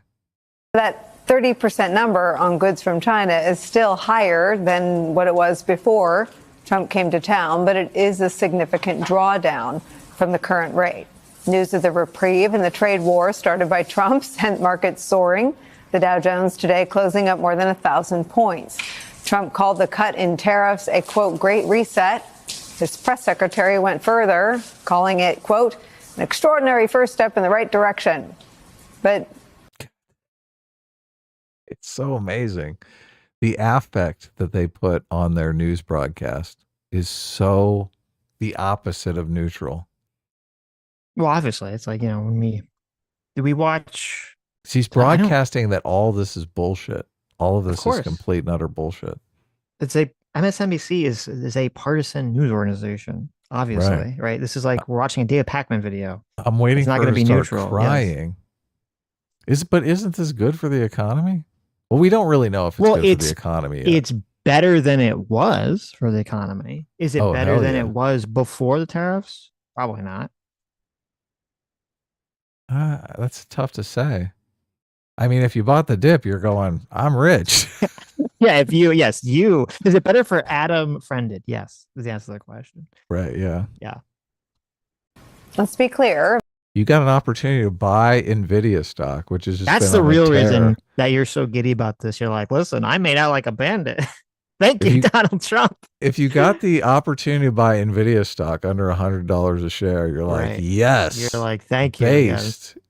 Now it's $130 a share today. So you got a quick 30% gain in just a couple weeks. About what happened here. Donald Trump started a trade war, and Donald Trump blinked in the war he started. New York Times writes it like this, quote, in a research note, Mark Williams, chief Asia economist for Capital Economics, said the agreement was, quote, another substantial retreat from the Trump administration's aggressive stance because it does not include any commitments by China on its currency or trade imbalances. In other words, Trump got no assurances that China would work to fix the reason Trump imposed the tariffs in the first place. That is, ostensibly, the country's trade deficit with China. Now, Charles Gasparino, he's a reporter over at Fox News, tweeted this in part, quote, breaking. Trump raised tariffs on the world, the markets, particularly the bond market, which we need to finance our debt. They rebelled. Trump then was forced to back off. End of story. Film at 11 of the president spinning this as a major victory.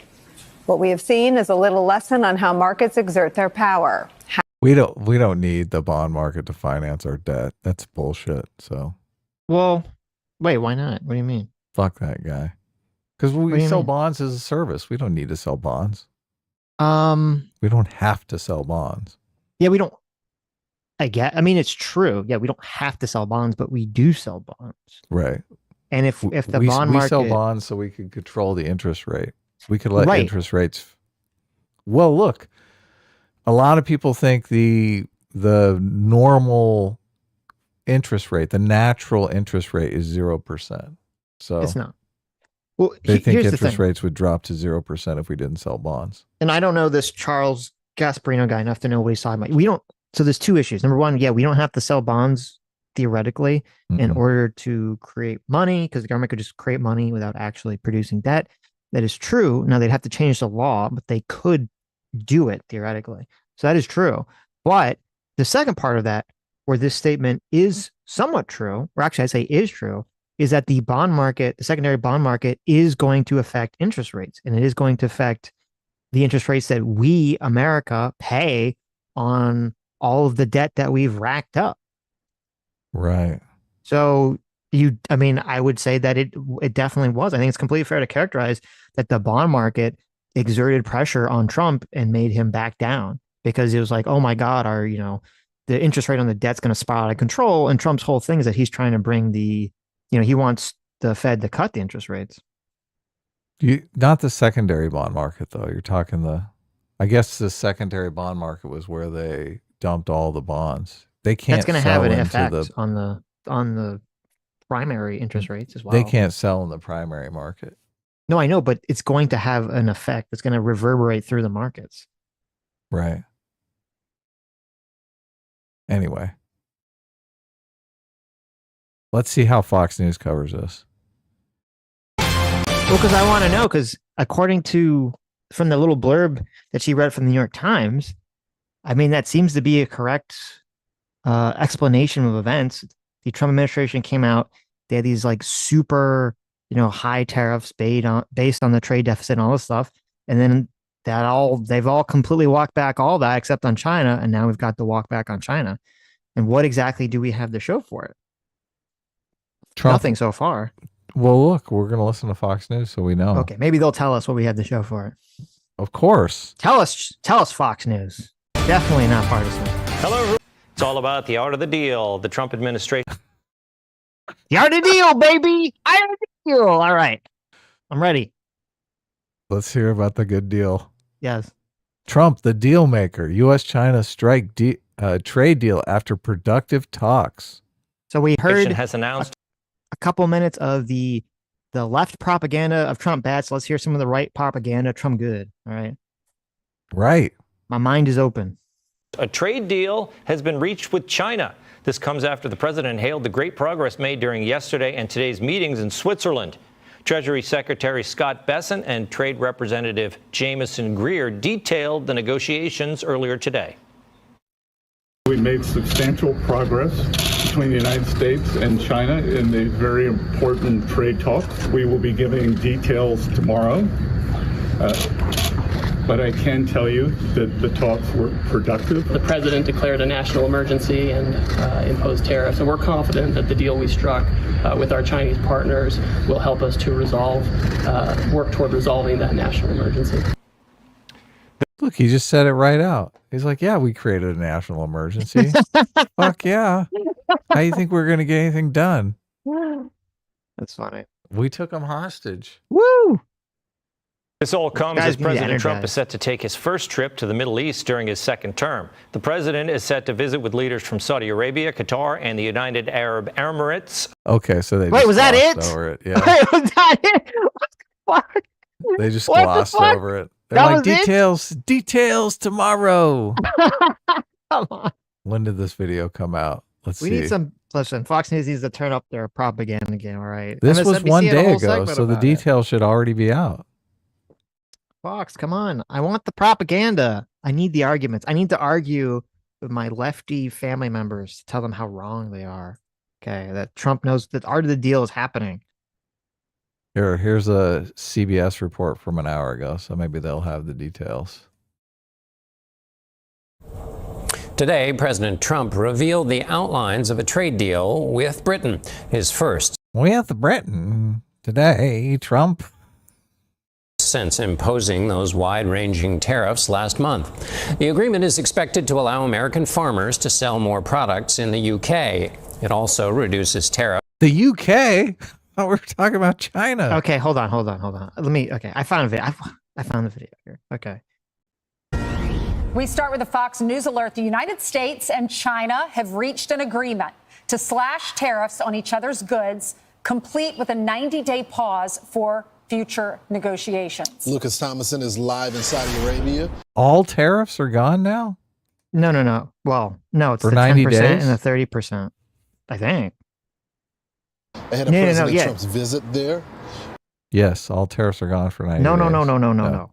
It's down to 30% and 10% for 90 days. Right. See, it says agrees to cut tariffs 115%, and they were like 140%. We're 30% on them though, right? We're 30% on them and they're 10% on us. Right. Yes. So if I want to sell something in China, I only have to pay a 10% tariff. Yes. A itty bitty little 10% tariff. Right. And if someone in China wants to buy an American good, they only have to pay 10% more. But if we want to buy a Chinese good, we have to pay 30% more. Yeah. Right. Baller. With the details. Good morning, Lucas. What can you tell us? Well, good afternoon from Riyadh, guys. Before President Trump arrives here in Saudi Arabia tomorrow morning, big news on the trade front. A trade deal has been announced with China, an agreement to slash tariffs. Here's President Trump's trade rep, Jamieson Greer, speaking in Geneva. We come to agreement that our reciprocal tariff rate will go down to 10% on the United States side, so it goes down 115%. We enter into a 90-day pause period for negotiations, which both the Chinese and the United States are very committed to, and the Chinese on their side also go down 115% to 10%, and they remove the countermeasures that they have in place. So I heard the 20% is over the fentanyl stuff. That's why why it's at 30%. Okay, so we have 10% reciprocal, or no, 10% baseline, but it's like because of the fentanyl, like 20%. Yeah. Gotcha. Was there some legal wrangling about the fentanyl thing? Okay, so the tariffs? I think there are no additional deals to this. There's no additional details to this. This is all the information that exists. That's why everyone's just saying the same thing. Yeah. So, well, we did find out that MSNBC is crying about it and framing it as a total loss. America's lost its sovereignty. Right. Well, I'm assuming Fox News is ready to throw a ticker tape parade because the title says host reacts to Trump's trade deal China incredible. Yeah, of course. The ticker tape parade. Yes. I'm going to save that ticker tape parade until NVIDIA hits 150 a share. Okay. Right. Well, wait, what the fuck? Is it another story? Wait, I want to see the host react to the tariffs thing. Yeah. Where is he saying credible? Oh, okay. Here we go. Wait. Let's see these people in action here. Arms sales as well. Yeah, I'd rather not be a Russian hub either. That would certainly help. Appreciate it, Lucas. It's incredible what President Trump has done over the weekend. He brokered that India-Pakistani ceasefire.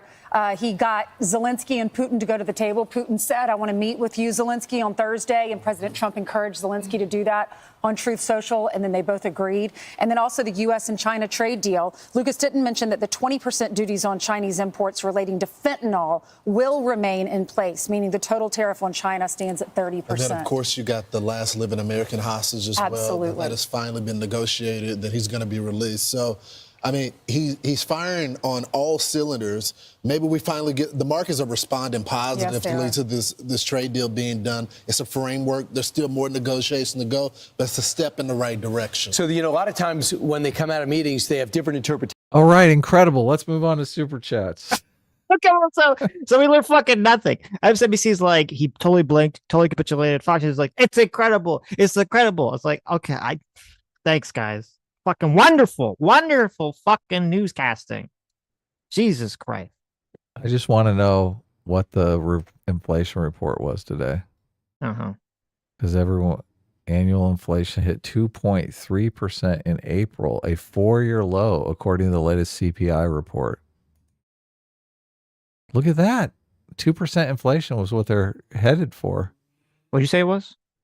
Annual inflation hits 2.3% in April, a 4-year low, according to the latest CPI report. Nice. Here's what EY and Annex experts say the data reveals about rate cuts. Mm-hmm. Well, look, will they cut rates if inflation hits 2%? That'd be nice. I guess they're probably just gonna keep them where they are. Rates need to come down. The other story, we got to talk about the other story. I don't know if you have any take on the other story. The mayor who was arrested. I don't know anything about the story. Okay. Was it he was arrested for pushing some ICE agents or something like that? I saw a clip on Twitter where people were CSIing the video footage. Well, I saw a lot of people on Twitter who were like, the mayor of New York, New Jersey was arrested for storming the ICE facility. And I was like, oh my God. And so I thought I was waiting for the video of like a bunch of Antifa people throwing Molotov cocktails. Remember there was like that video of all the Antifa people like rioting at the courthouse in Trump's first term. They're like throwing shit at the cops and everything. Yeah, they burned the courthouse down. Or they tried to, and they were unsuccessful. They tried to. What? They burned some whole courthouse down. They got one of them. Oh, okay. I think, where did they? I remember they tried to burn one down. They were unsuccessful. But anyway, so I thought like, holy shit, like we're going to see some crazy thing. Like there's going to be the mayor of New York, New Jersey. He's going to be like at a podium. Take a bottle out and crack it over his head. Right. It. Yeah, no, not crack over his own head, but like cheering on Antifa, like, tearing down some fence or whatever. And I was waiting. And I was waiting, and I just did not see that video. People kept saying they stormed the ICE facility. Okay. So I finally said, okay, let me see if I could find the video. This is the only video I could find. You got a video of it or what? This is the only video I could find of it. I was trying to find like the full video, but I can only find the end part of it. Is this a AI generated video? This is not an AI generated video. This is from the body camera. This is the footage that I saw that they were CSIing. The lady in red does push a guard, but I mean, it's the same kind of shit that went on January 6th. There was a video I saw of once he was being arrested where people were getting pushy. This is before that. This is right before that happens. Okay. You want with me? Makes no sense. No. Waiting on them. This is what they do. Somebody leave the property and the 3 congressmen will take the report. Makes no sense. Let me just tell you. You can't create more problems. You have the nonsense. You have 20. This is the mayor of the largest city. You are here on private. So the context of this is that there's some ICE detention facility in New Jersey people weren't happy about. So Congress members and the mayor went to go tour it. Now, supposedly, I didn't know this. Supposedly, legally, Congress members can just like show up at, I don't know if it's just ICE facilities or just like federal prisons or federal facilities. They could just like request tours and they're supposed to be able to do that. But that only applies to Congress people who are working for the federal government. It does not apply to mayors who are working for the state. So it caused some contention where they were like, well, you federal Congress people can stay, but the local mayor has to leave. So that's sort of the contention that's happening. Because it's a federal facility? Because it's a federal facility, right. Even though it's in New Jersey and he's the mayor of the area. This ain't your jurisdiction, Mayor. You better Right. move on. So it's Right. a bunch of people standing around outside a facility. There's a gate that's closed. Looks like some kind of protest. Yeah, and there's a bunch of going on. protesters outside the facility gate as Right. well. Yes. Yes. Bunch of people in ICE police jackets. Right. On Friday, All right, this is the last. I'm not him. Listen, this is the last warning. Oh, and Congresswoman, let's show some respect. Show some respect. Called her man.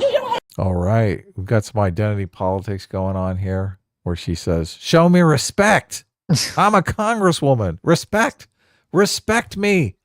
How dare you microaggression me with that ma'am? You have no respect. Listen, What does it mean? Congressmen are different. Congresswomen are different. Mr. Mayor, anyone that is not a congresswoman or man, step out again. This is the last warning. You will be placed on Mayor, arrest. just tell me. You let him in, you piece of shit! He's the mayor!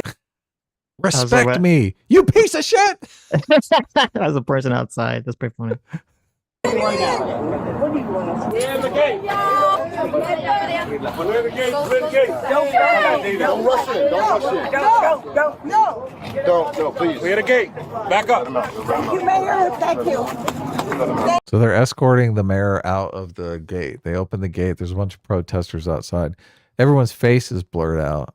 The video I saw didn't have people's faces blurred out. Oh, okay. So they said only the Congress people can stay. The mayor has to leave. They Right. open the gate. The mayor's leaving. They told But people this not is to where rush in. everyone's going to get out of control, right? They're going to storm the castle here. They're like, the gate's open. Get those fuckers. They did not storm in. Yes. This is the January 6th moment This is right here. not the January 6th moment. No. Oh, it isn't? No. The one I Sadly. saw, there was a bunch of people pushing. Yeah, you'll see. That happens. Thank you, Mayor. Everyone's saying. Stand up for her.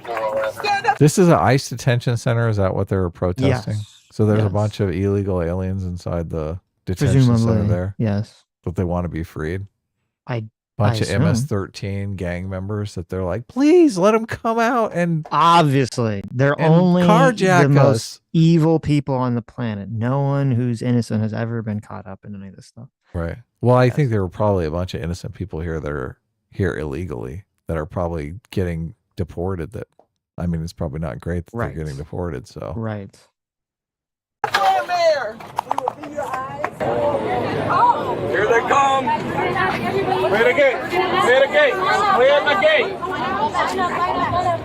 They're saying that because he was on this side, that he okay, here comes the red woman. This is one I saw that they were CSI on the tape. Okay. She totally does push somebody.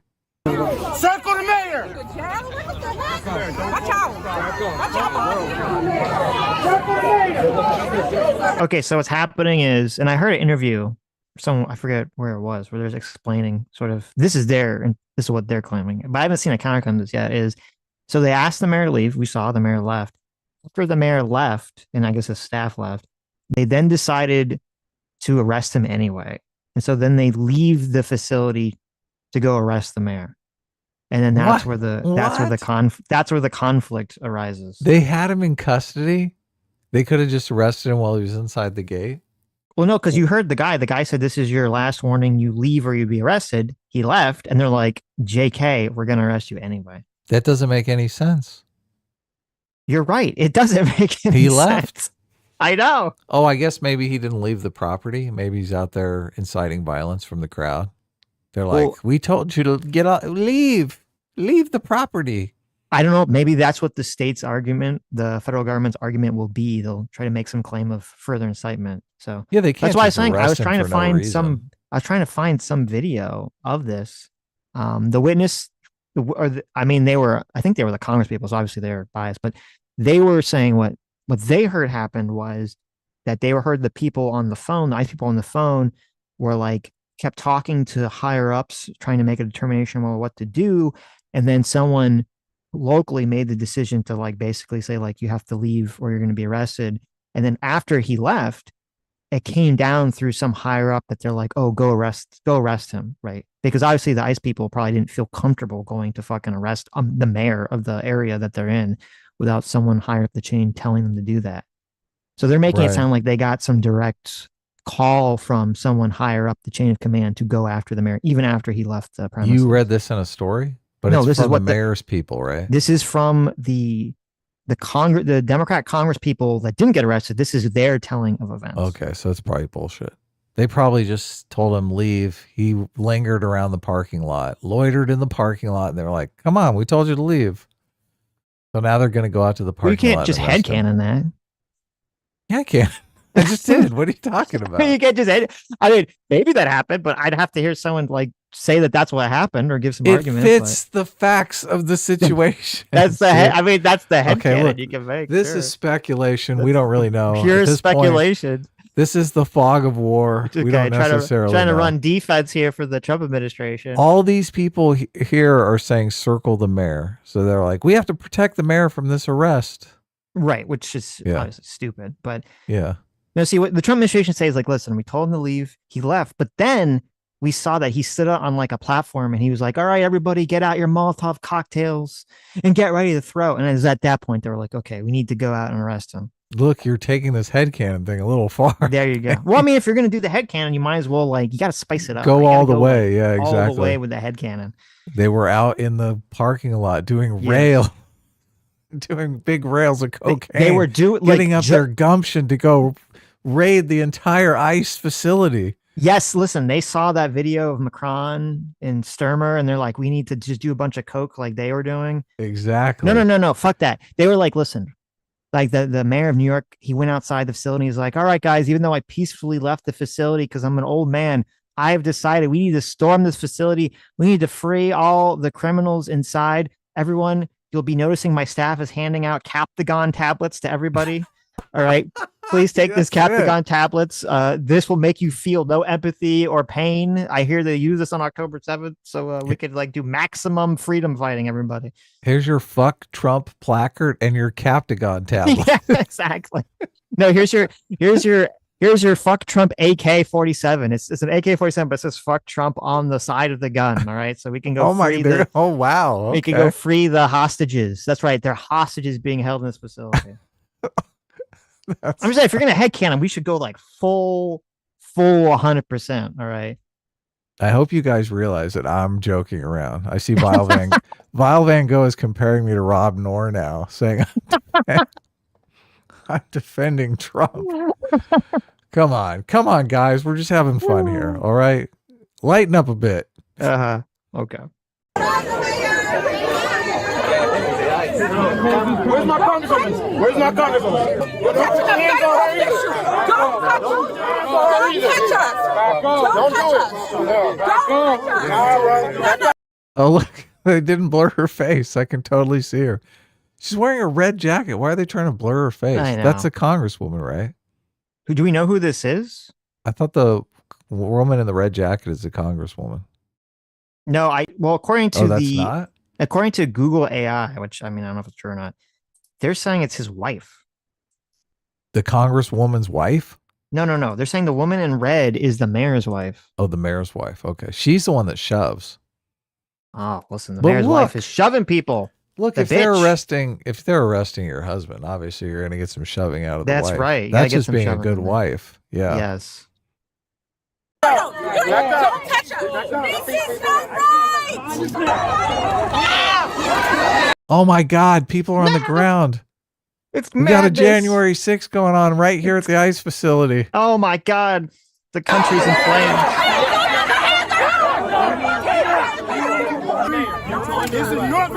That was it? It's no fucking January 6th. This is bullshit.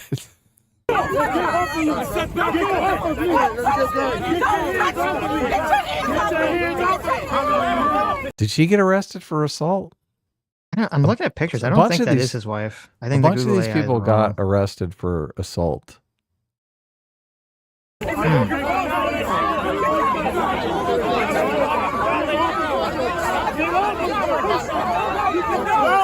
Oh, I think the silver-haired woman is the congresswoman.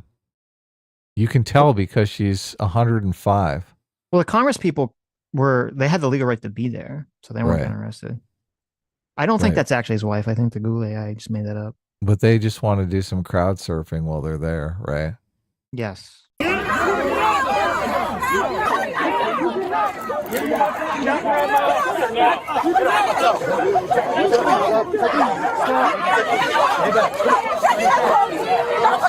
Why are they arresting him? Why did they arrest him? Because he left when they asked him to. Well, he didn't leave. Okay, he's still in the parking lot. All right, he had his chance to go. He flooped the goof on that one. I think he can't be in the parking lot. I think it's only not he can't be in the actual facility. I think the rules are you can't be in the facility and you can't block access to the facility. Look, he's blocking access. He's got a huge crowd around him in the parking lot. So the woman in red is the local congresswoman. There you go. It's Lamonka McRiver, the local New Jersey congresswoman. I think people on the internet were saying we should arrest her. Look, she pushed a guy. Oh, no, I'm sorry. Wait, no, she's the federal congresswoman, not the local. So the woman in red, she had a complete legal right to be there. I mean, obviously, she didn't have a right to like be shoving people and shit, but that's what I said the whole time that she was a congress. It's so funny that I'm half paying attention and I'm the one that's right. You were right. Yeah, she's a congresswoman. And she's the one that was yelling at the beginning, respect me. How dare I'm a congresswoman. How dare you disrespect me? Well, she didn't get arrested. You evil ICE. You evil ICE guard. Yeah. Here she goes. She's like, I'm going to punch that motherfucker. Don't touch the mayor! Don't touch him! Don't touch him! Oh, See, they had to bring him back into the facility to arrest him. Is he still in jail? No.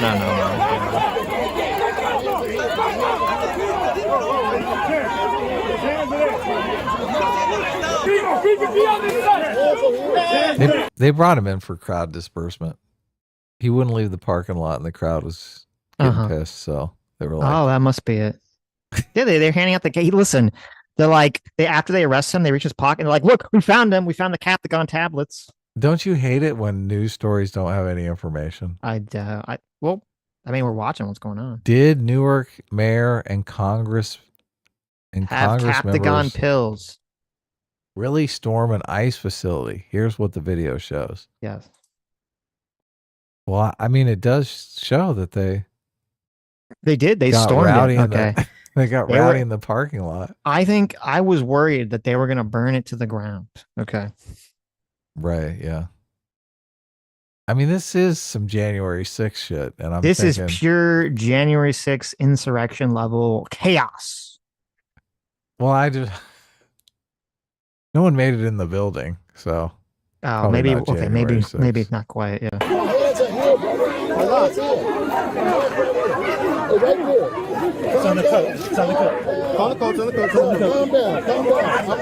I do like it better when Sitch just makes fun of shit. He's not so serious about anything. He's just like, yeah, fuck it. I like the Captagon story better. It's more fun. It is, yeah. Imagining a bunch of Captagon tablets spilled all over the parking lot. Yes. Innocent school children walking past on their way home. Eating them, committing war crimes immediately afterwards. Yes. Terrible. Keep all your goddamn hands off of me! Oh my God. How wrong with you? Oh my God. Jesus Christ. What the fuck's wrong with you? Ever put your hands on me? How wrong with you? How wrong with you? You better get your officer. Miss Perez. Miss Perez, get your fucking officer. Let your hand go for her. She's a firecracker. Holy shit. Did she just yell rape? No.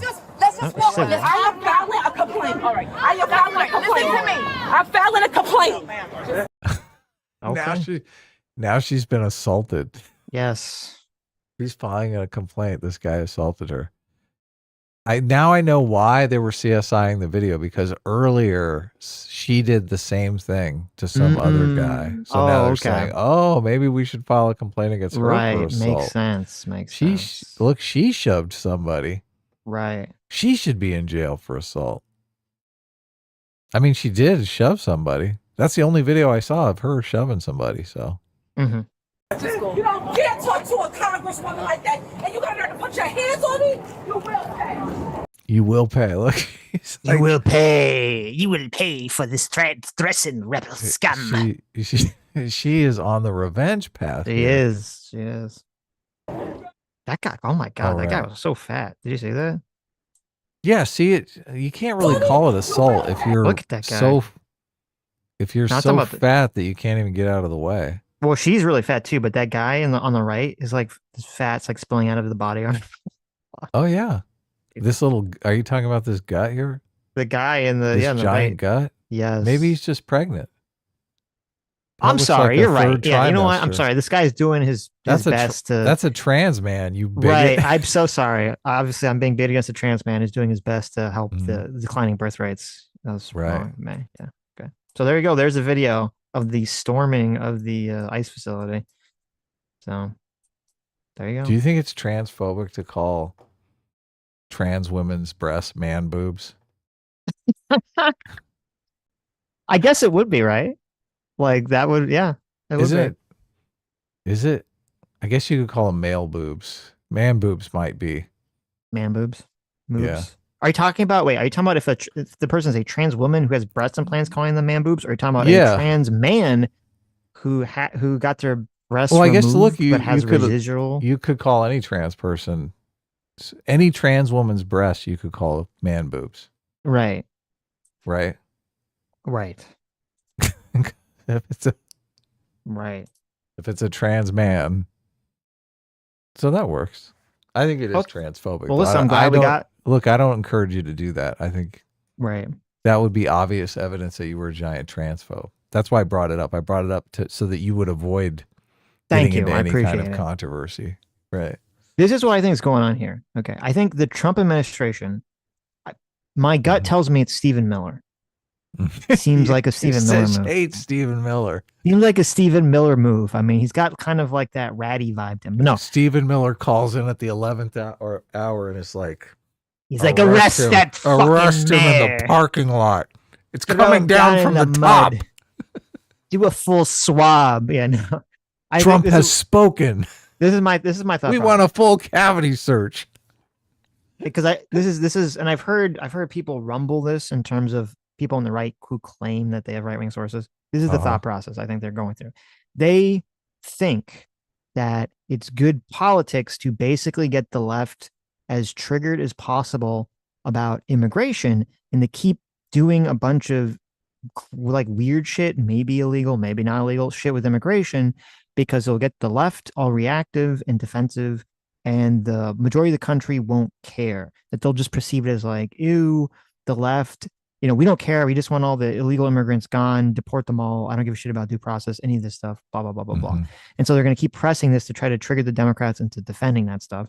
And then the Democrats, on the other hand, have the opposite view where they're either A, actually just triggered by it, or B, they think if we keep pushing the button of look at what the Trump administration is doing, violating the law, not caring about due process, being inhumane and all this other stuff, that will get the normie vote on our side. Right. So that's kind of both sides are looking at it. Now, I don't know if we know the answer yet in terms of how the broader public, obviously the people on the internet sides are going to just side with their own side, but I don't know if we know the answer yet of how the broader public is going to look at these issues. Is the martyr angle going to activate the normies for the Democrats? Right. Yeah, I don't know the answer to that. Yeah. So it might. A lot of these organizations, the big political parties, have their own internal polling and stuff. So right. They usually have some sort of metric that they're looking at if they're going to do anything. That's true, but counterpoint, I think the Trump administration is completely incompetent or inept, so I don't trust them to have good polling on this information. I did think that before the election, while the election was going on, but they were kind of tight-lipped about it. After the election happened, there was a bunch of people talking about various polling and metrics that they were using. No, I think they had probably good polling during the election. I'm saying now. Right. I mean, we all know how cheap. Well, why wouldn't they just keep using it? Because it costs more money. It won them the election. Well, Trump is notoriously cheap. So He's insanely cheap about this stuff. That might be, but because I'm just looking at the handling of the tariff situation where it was like, okay, we're trying to get the whole world. Like the goal is we need to decouple from China. I 100% agree with that. Fuck China. China steals from us. China sends us drugs. China sucks. They have slave labor. Fuck China. We want to decouple from China as much as possible. I'm 100,000% on board with that. Right? Yeah, me too. Completely on board with that. But then the Trump administration, which says they're going to do that, which I'm like, great. But then they do it in like the most incompetent way possible, where instead of saying like, hey, let's get a coalition of everyone else in the world, against China to kind of force China to heal, because that's literally the only way it could do it because they're such a large exporter. Trump was like, no, let's piss off every single other country in the world, say that they're all stealing from us, say they all suck, throw on these like ridiculous tariffs, make ourselves look like we have no fucking clue what we're talking about, and then back down from all of that once the economy starts going south, and then we're going to try to negotiate with China, which makes absolutely no sense from a strategic perspective. I can't be unbiased in this conversation because just Trump made the whole stock market on sale. Yeah, it was good for you. You're like, this is fantastic, right? I good just for you. look, this played out perfectly in my for eyes. you. It did. It did. This Okay. was great. Good work That's by fair. Trump. Good work by pretty much everyone involved. Right. So that narrative doesn't really. I mean, sure, okay. It seems like the narrative that I've heard that seems to me to be the most true is that you have in Trump these like warring factions that don't agree with each other. So you have like the Peter Navarro faction, and I forget there's some other guy that was in that faction, which are like, yeah, they're like tariff everyone, trade deficits. And then maybe you have like the Ludwig Bassett faction that's just like, we just want to go after China. And these people basically are just at war with each other. And it's kind of like whatever is the winning faction at the moment is like what the policy is. And that's why a lot of the policy can change very quickly and seemingly without reason. Yeah, and so much of it, Trump obviously operates on instinct. So much of it is what is going on, how is the market reacting, what are the numbers on inflation and unemployment and all that stuff, how is the economy? Trump does not want to. Trump would see it as a complete failure if he left office and the economy was in a catastrophe. Right. That's the whole reason people voted for him. He knows that's why people voted for him. That's his bragging rights about everything. Oh my God, my first term, the economy was great. No one liked the cultural environment, but they loved the economy, and they voted me back into office to bring them back that economy.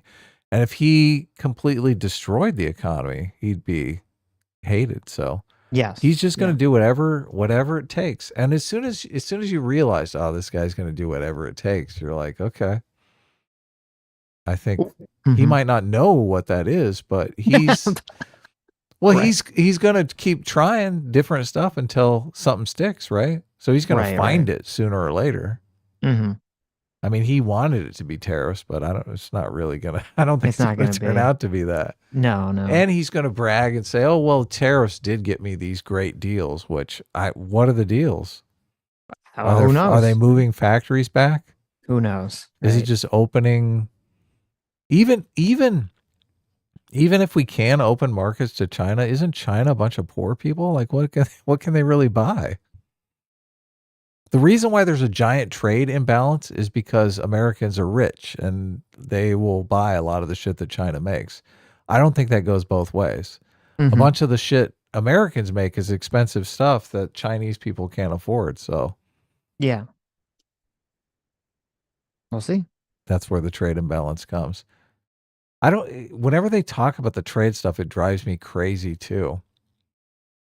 Because if you just think about it, right?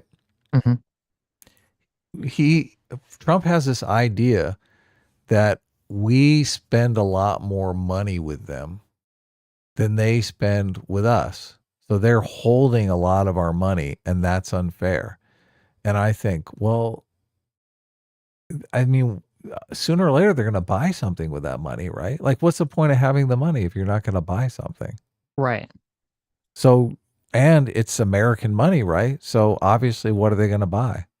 They're going to buy Chinese shit in American money? No, they're going to buy American shit with American money. Mm-hmm. Mm-hmm. So how is there even really how is there a trade imbalance? Well, I think it comes to like, I think most people we conceptualize the money as the value as opposed to the stuff yeah, as the value. And so it's kind of like, if you view it like, well, we're giving you paper and in response, you're giving us things we want.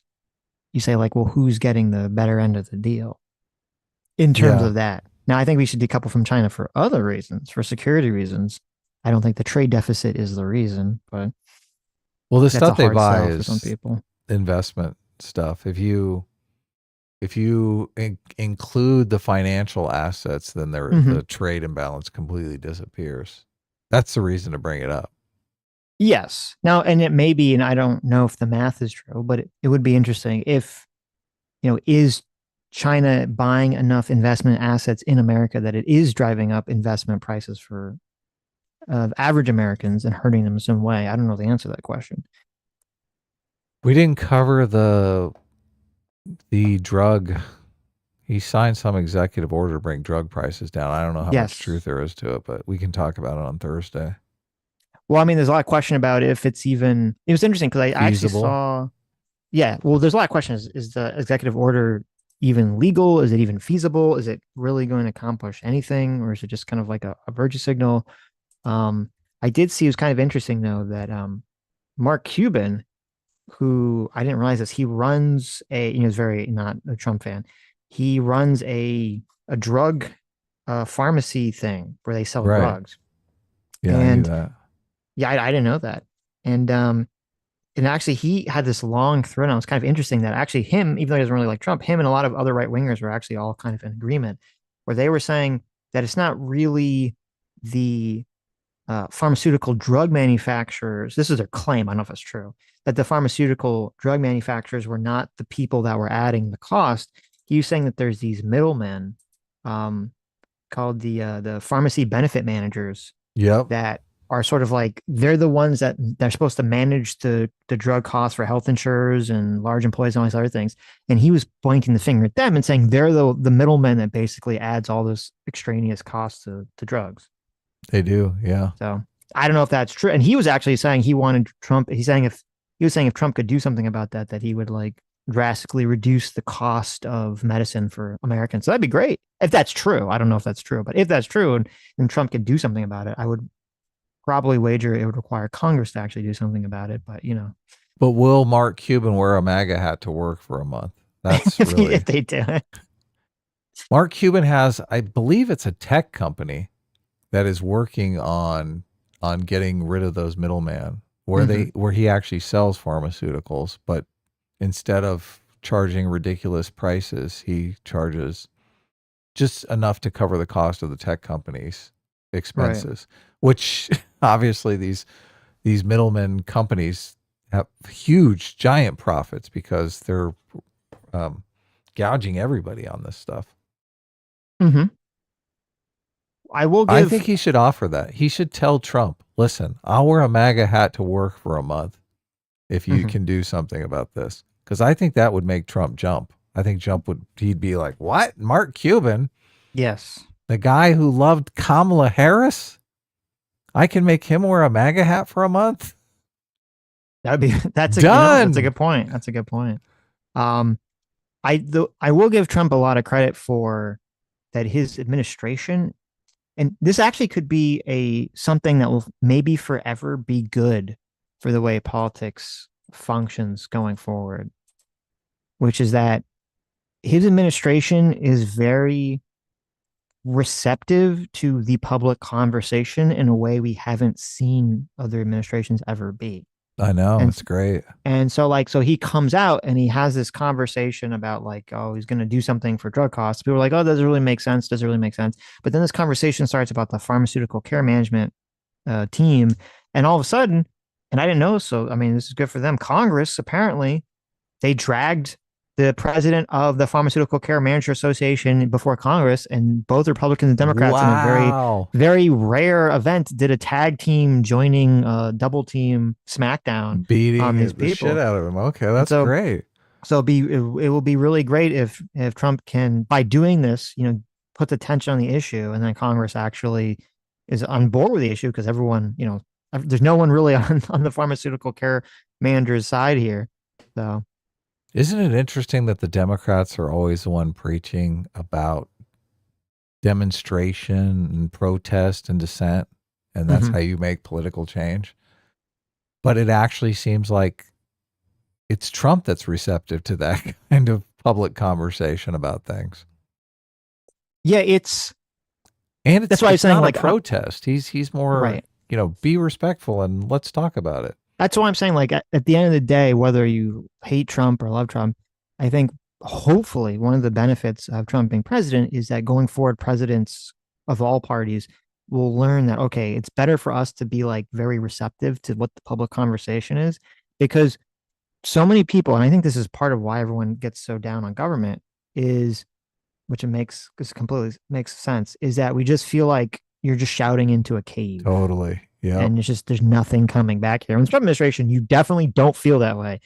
I mean, if you're on the left, you probably feel that way. But if you're on the right, you don't feel that way. You feel like people are voicing concerns, and then like the next day, the Trump administration's like, I got some executive order that's going to respond to this, complaint or something.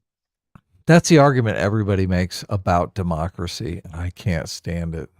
They constantly say, you're shouting into the wind, and nothing ever changes, and it's completely pointless. Nothing ever changes until it does. Thank you so much, Jason. Look at this, Jason. Yeah, this is great. Wow. Thank you. Amazing. Jason is trying to fix the super chat trade imbalance. Okay, and I do appreciate that. Thank you, Jason. Jason says the trade imbalance is just a symptom of the greater problem. It's harped on because it's a quantifiable indicator of how dependent we've become. If we do more at home, the imbalance sorts itself out. The problem is that you need some measure of economic protectionism to make it happen. So it's like I like half agree with that. It depends on the country, right? Because when it comes to China, okay, we obviously don't have manufacturing, and so like yes, that completely makes sense. This does apply to America though, completely, because we could make everything we need. Well, we could. The question is, would we make it at a cost point that people would want to buy it at? Right? Like you could make it most things. Any country could make most things, but they just be more expensive. But it would work itself out. It would definitely work itself out, because those products would be more expensive, but the workers would be making more money and could afford the more expensive products. The problem is the arbitrage of this cheap labor from somewhere else. Right. That's the problem. Things would look different. Like would we be in a situation, and maybe people would prefer it, maybe better. I'm not saying it's not, but would it be a situation like more in the 50s and 60s where yes, people they made more money, but they had less things. You had one TV, right? You had one car. And now it seems like this is kind of the problem. It seems like a lot of the luxury items have gone down significantly in cost, but all the necessities have gone up. Food has gone up, education has gone up, health, medical stuff has gone up. Property has gone up substantially, but hey, you can buy an iPhone, right? You can buy like a flat screen TV for pretty cheap. So you can think of it like an invasive species, right? If you have a certain area that's walled off, you have an ecosystem that develops where there's predator and prey balance, right? Mm-hmm. But then you get an invasive species comes in that has this amazing advantage over everyone in the ecosystem, and it completely annihilates the entire ecosystem, right? You understand that in evolutionary terms. Of course, right. Where some super predator comes in and nothing at all can compete, and pretty soon that's all they eat everything, and to the point where they're running out. I don't think that's a good analogy. Why? Because in the analogy that you're talking about, you have some invasive species comes, and what does it do to the native species? It literally kills it. Right. They all die, right? In the situation in America, well, I mean, I agree. There are definitely towns in America that have basically been, wiped out or suffer horribly. The country itself, it's not like, oh, all the jobs got shifted off to China and then everyone became destitute and poor. It's like, well, no, they had got different jobs. Otherwise, if they all became destitute and poor, they wouldn't be able to buy all the shit that's coming in from China. Right. That's what I'm saying. It's more like, and this is it's not a perfect analogy, and I'll give you that. the only reason I bring it up is to show that if we did wall off and become somewhat protectionist, the balance that you're saying would never exist would ultimately exist. It would be a different balance, but products and services would be made by people and bought by people. The same people making the products and services would buy them. Now, all the products and services are made in China, and we're buying them and doing other things over here, mostly service stuff, right? No, but I don't know. No. Wait. You can't make that assumption, because if everything, if say, like, through the 70s and 80s, we became hyper protectionist, Reagan was not, letting all the jobs ship overseas. Bush Senior and Clinton were not letting all the jobs, shipped overseas. So everything was made in America. Everything would be more expensive. So yes, people would get paid more to do it, but everything would be more expensive. But it's relative. But it is relative. But that also means that business wouldn't grow at the same rate, because the cost of everything would Why go not? up. Because the cost of everything goes up. So there'd be less business. Now, maybe that would be better. I don't know. Maybe the businesses would be smaller and we'd all be happier, or maybe less shit would be invented in this country and we wouldn't be happier. That's what I'm saying. We're kind of trying to like game out what an alternate future would have looked like here. First of all, you would need to produce as many products. Obviously, the American economy consumes, let's say, 1 million cars a year, just to keep it simple, right? So you only need to produce 1 million cars a year. The profit motive comes in when you're trying to open up foreign markets and whatnot and sell more cars, right? 2 million cars. No. First of all, the profit motive comes in from day one when you're selling to Americans or non-Americans. No, of course it does, but there's a ceiling.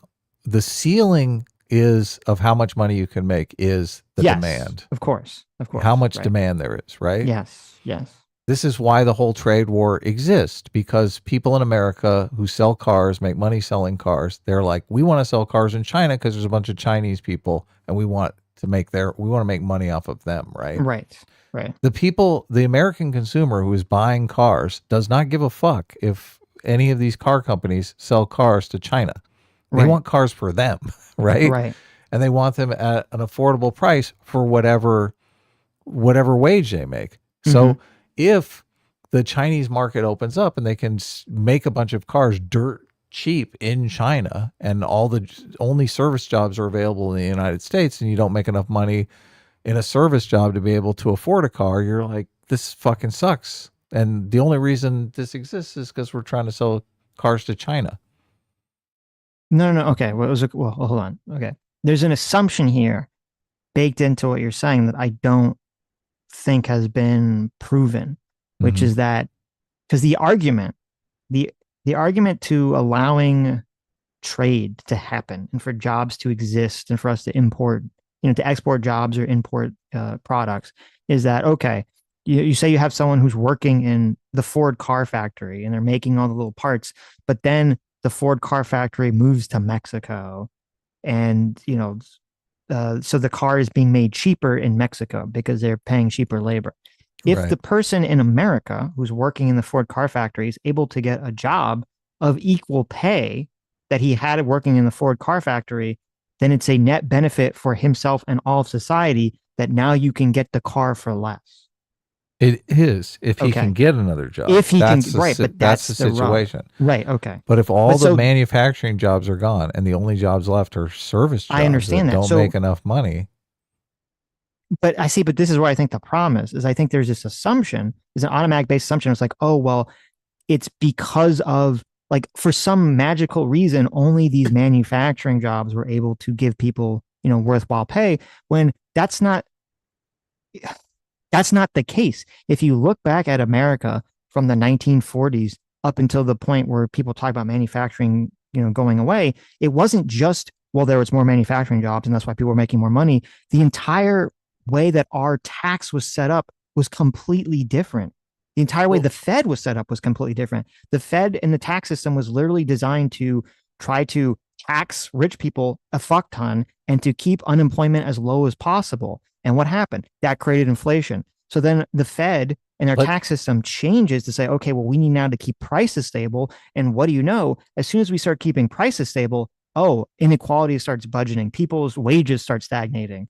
Let's set so that's aside why- the tax. Let's set aside the tax policy thing because But I'm saying during the you 1940s, can't set that aside. That's part of the puzzle. And people are just only looking at the one puzzle and saying, "Oh, well, it must be because we ship these manufacturing jobs." I am only the only thing that I am countering.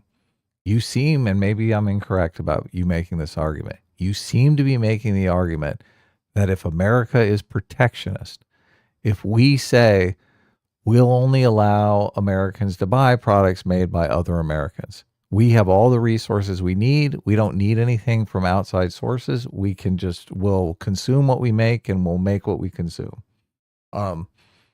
Then somehow the American economy will fall apart. That system would not work. Well, I didn't make an argument about that at all. But. Okay, so look, maybe that's not the argument you're making. Right. I guess this goes back to the super chat. We're talking about two different things. You're talking about this idea that, I mean, I didn't really talk about. I don't that even we know why can't be it's the protectionist. idea. Hold on, let me just make one more point before we move. Right. In the 1940s and 50s, America was far more protectionist, right? Were we buying a bunch of foreign merchandise during the 1940s and 50s, or were we buying American from Americans? Yeah, but we were when the did ones. Did all the outsourcing start? It started in the 70s and 80s. Okay. Right. But in that time period that you're talking about, no, we were not importing. But a lot part of that was because, World War II just happened, and most of the other markets couldn't produce goods to the scale and quality that we were producing. That we did, yeah. Right. Now so we were other exporters at that time period. Yes. Now we're in the shitty position where we can't really manufacture anything if we get in a bind because everyone else is the expert manufacturer. Yes, from the security position, and this is what I've always said is the best argument. From the security position, we are in a bad situation. Like if China was not a communist country and they were our best friend and we had a crystal ball and we knew that they would never betray us and they'd always be our friend forever, then there's no concern, right? But that's not the situation. We're very skeptical of China. We should be very skeptical of China. They're very untrustworthy. And so, yes, from a security perspective, that's why I'm saying we should be trying to decouple from China because of the security issue. Yes. Right, but you're talking about a different issue, the economic issue, which I'm saying to my understanding, hasn't really, people are making this leap here that I don't think is an assumption, essentially. The only situation I think you can get in a bind is if you don't have access to some resource that you need and you have to buy from an outside nation. Like if you don't have any oil or any energy, bullets, can't manufacture drones, energy. Yes. Any kind batteries, of thing, right? Yeah. But America's not in that position. I think we could build a giant wall all the way around America and we'd be just fine. We have everything we need here. We can make what we consume and consume what we make, and why? The economy would be stupid. fine. Tell me, that's interesting. Now tell me, why would that be stupid? Well, there's two reasons. Number one, as I said, it goes back to the whole shipping jobs overseas thing. If the person working in the factory gets a comparable job that makes the same amount of money, then it's a net benefit for them and everyone else because now they can buy the product for less. Okay. That's number one. And then number two, if we build a wall, which first of all, I don't know if we could do that, but let's just say theoretically we somehow could do that. Maybe we still import raw materials that we don't have, right, into the country. But if we just build a wall and we say our businesses, American businesses will only build and sell things for Americans and not the rest of the world. Okay. We're severely limiting, first of all, you're severely limiting American capital. So all the best people with all the best ideas are going to say, why the fuck am I going to hamper myself down to this American market where I'm going to make less money? I'm going to go to Europe. I'm going to go to China. I'm going to go to some other market where it's much larger and I can make a much more money. America is the biggest market in the world, though. That's why everyone wants. No. America is the biggest market individually. It's not bigger than the rest of the world combined. Right. Okay. And so you're basically going to have this drain problem where everyone's going to be leaving America. All the smartest and brightest people and all the best businesses are going to be leaving America because they're going to make a lot more money elsewhere. And then on top of that, because they're going to want to sell products around the world because they want to make more I want money. to sell cars in grow. China. I want to be able to sell cars. Yes. They want to grow. They want to get bigger. And then on top of that, you're going to have all the other countries that aren't doing what we're doing are going to start growing more than America. They're going to start becoming richer. They're going to have better technological advances in America because they're not walling themselves off. I think they're going to have that's better bullshit. innovation than America, and we're going to start to fall behind. Maybe you can make that case in Europe, where Europe is a free society, or Australia, where Australia is a free society. But the problem that China has, and the only reason China is even competitive, is because they fucking steal like crazy from us. No one's innovating anything in China because it's a authoritarian state. They don't let people have the freedom to innovate. Exactly. But what I agree, but what you're suggesting is a form of that. You're basically saying, let's cut off competition. No, I'm not. Between America and the rest of the world. The individual freedom of the society is not being affected by No. So the thing, by limiting the market size. The thing that we all agree with as good capitalists, okay, is that competition breeds better services, better products, and better innovation. To an extent. I mean, it obviously needs some competition. Obviously to an extent. I mean, anything can go too far, right? So, yeah. But if we come up with a system where we basically create a walled garden where we say, well, as the country of America and American businesses literally legally cannot compete with the rest of the world and will not compete with the rest of the world on a business level or a financial level, then you are going to stifle that competitive innovation completely. I mean, they still would be competing. They just wouldn't be trading with them. They'd be competing. How could they be? No one could buy our products. Well, look, we weren't open up to the Soviet market when we were when we had the space race, but we were still competing against them. Obviously, we were competing against them for technological prowess. So we would still be in competition with the rest of the world. We just wouldn't be trading with them. We wouldn't be sharing our secrets with them. Well, first of all, I hate to break it to you, but American cars suck shit compared to the rest of the world's cars. When you look and see like how advanced all these other cars look compared to American cars.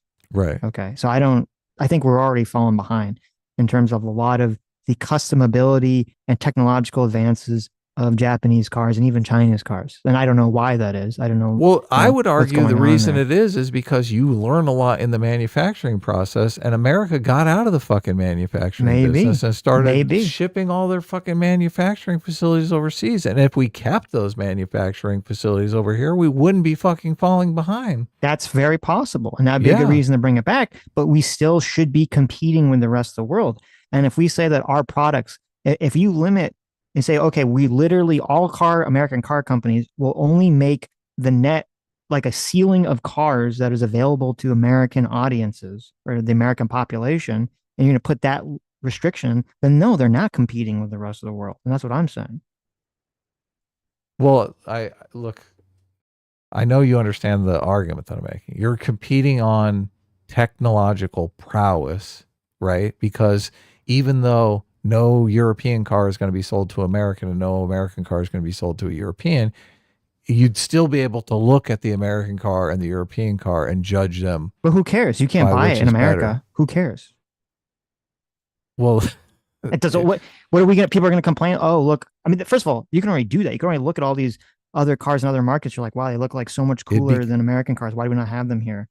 It becomes a factor when you start talking about things like nuclear weapons or artificial intelligence. Right, but that's a little different, right? The space race was very different because it was two governments competing with each other for cultural dominance in the world and security. And but it was a race, even though there wasn't trade going on between the Yes, things. But we're talking about businesses. And I'm saying if we have this walled garden where no one can buy a foreign car and no one can buy an American car, and people on social media go, oh, how annoying it is that the cars in Europe and Japan are so much cooler than America. And so what do you do about it? American car companies are just, twiddling their fucking thumbs. What do you do about it? Well, if you had two car companies inside the walled garden of America, they would be competing to make their cars look more like the European cars, to make their cars better like the European cars. Yeah, and they had a much slower rate of advancement. Why you just can't just say that? How do you know that? Because that's the way it always works when you limit competition. Maybe the European cars want to figure out how the American cars are so badass because we're destroying them. Look, China is stealing all of our shit for a reason. They're like, everything is designed in America and made in China. The reason for that is exactly what you said. The reason for that is because America is free, and we are competing with the world. I And when we're agree. Okay, well, that's what I'm saying. Is that's why I'm against walling ourselves off from competing with the world. The freedom of the society is what generates a technological advancement. Okay, China doesn't have that freedom. The way China is even competitive with us is that they lure our businesses over there and steal the innovation that's being innovated. I agree with all of this. I agree with. We can just, for the sake of the conversation, we could remove China from the entire conversation. Right. I agree with every point on China. My contention is the idea that we should be walling ourselves off from the rest of the world. That's my contention. I don't care about China. But you're making the argument, and you keep making it over and over again, is that we will not be competitive. We will suffer. Yes. We will not be able to innovate. You will fall we will behind. not be able. You'll stagnate. Yes. Okay. When we are the free society and China is the authoritarian society, you're saying China will outcompete us? Because that doesn't make any sense. Europe and China will outcompete us, and Japan will outcompete us, and every other country, yes, that's in that position to compete with us will outcompete us. So China will outcompete us by stealing. They'll steal from Europe's, the Europeans. They'll steal from the Japanese. I mean, they're already doing that. They're not. They'll it's not steal. like that's a new thing. Okay.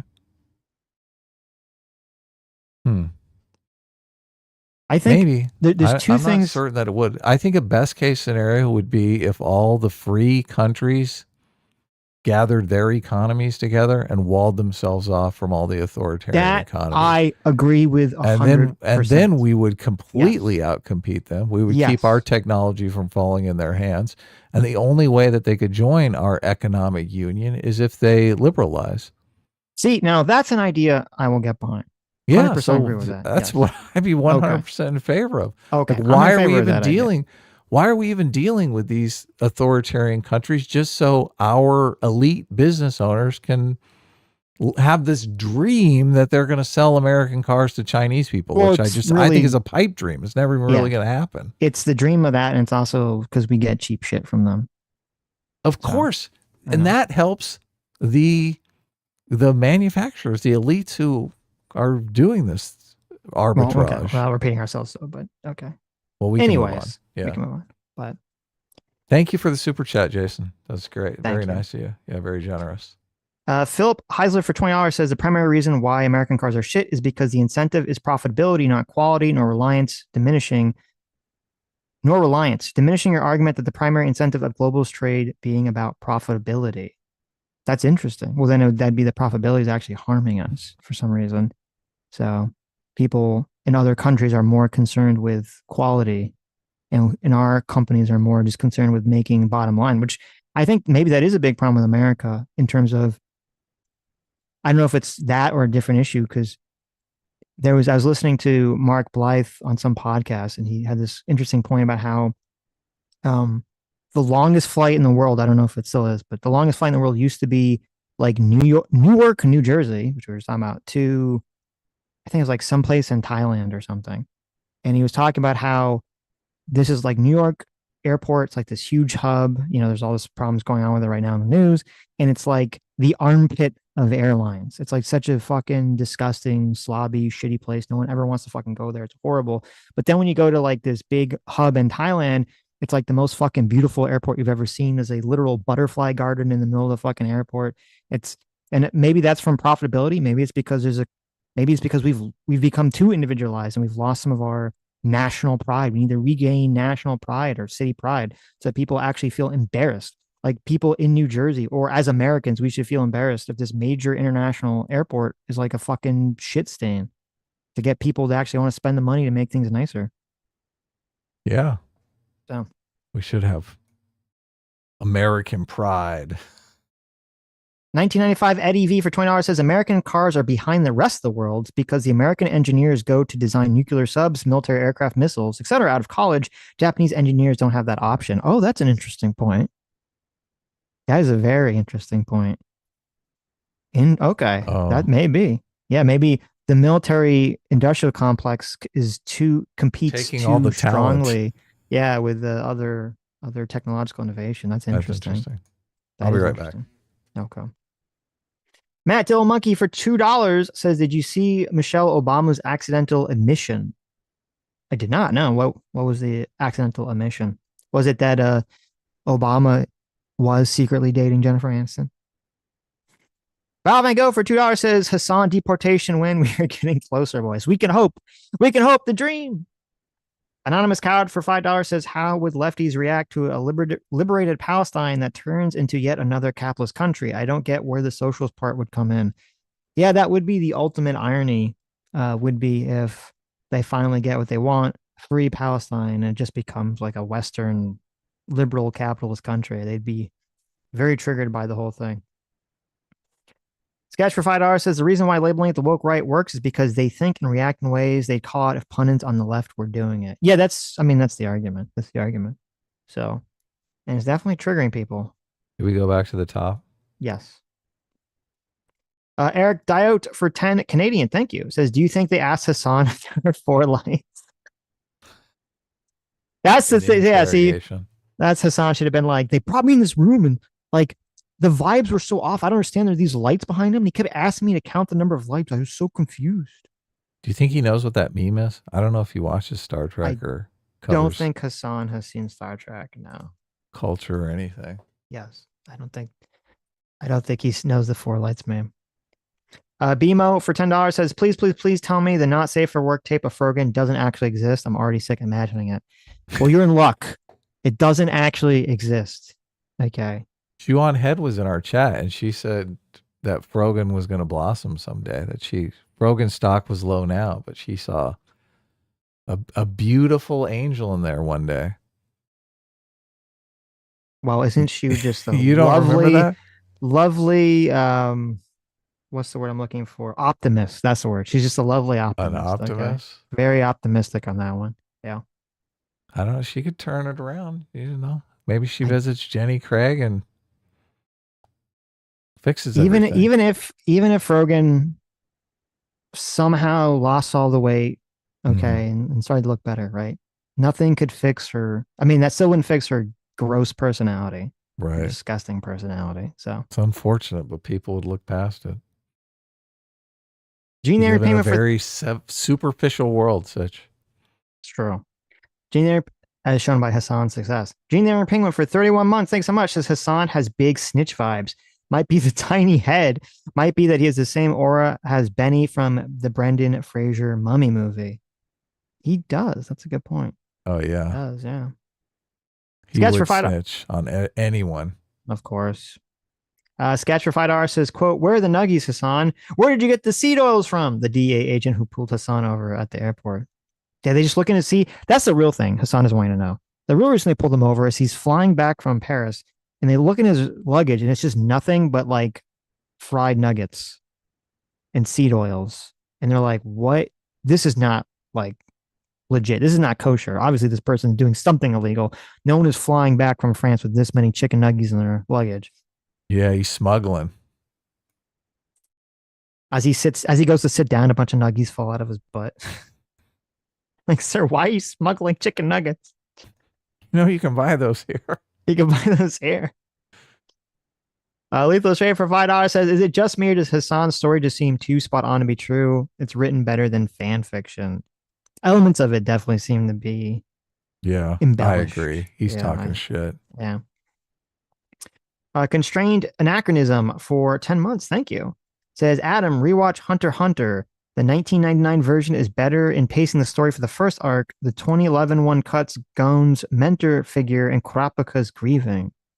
Interesting. I've never seen the 1999 version of it. So that one's better though. I'll like that one. I don't know. I like the 2011 one. I think it's great. New season of Love and Robots drops on Thursday. Oh, yeah. Look at that. Tonight Andor drops, and I got to admit, I'm looking forward to it. So I'll see if they can stick the ending. I've unfortunately heard that they don't, that it's not as good, that we've seen the best episodes that we're going to see, which is sad, completely sad. But we'll see. We'll see what happens. Did you watch Critical Drinker's video on it? I did not. Completely praising it. Something unusual. It made me think, I wonder what that Birdman thinks of this video where he's saying how much he likes Andor. Oh my God, we haven't checked in with Birdman in a long time. Right. What's he Well, been up he's to? all he does is make critical drinker response videos now. So Interesting. we'll probably get to see. Well, he probably just won't make a response video because his entire argument is critical drinker only shits on things. Right. But I it was kind of shocking to see his level of praise for Andor. His last video was criticizing Critical Drinker's review of Thunderbolts.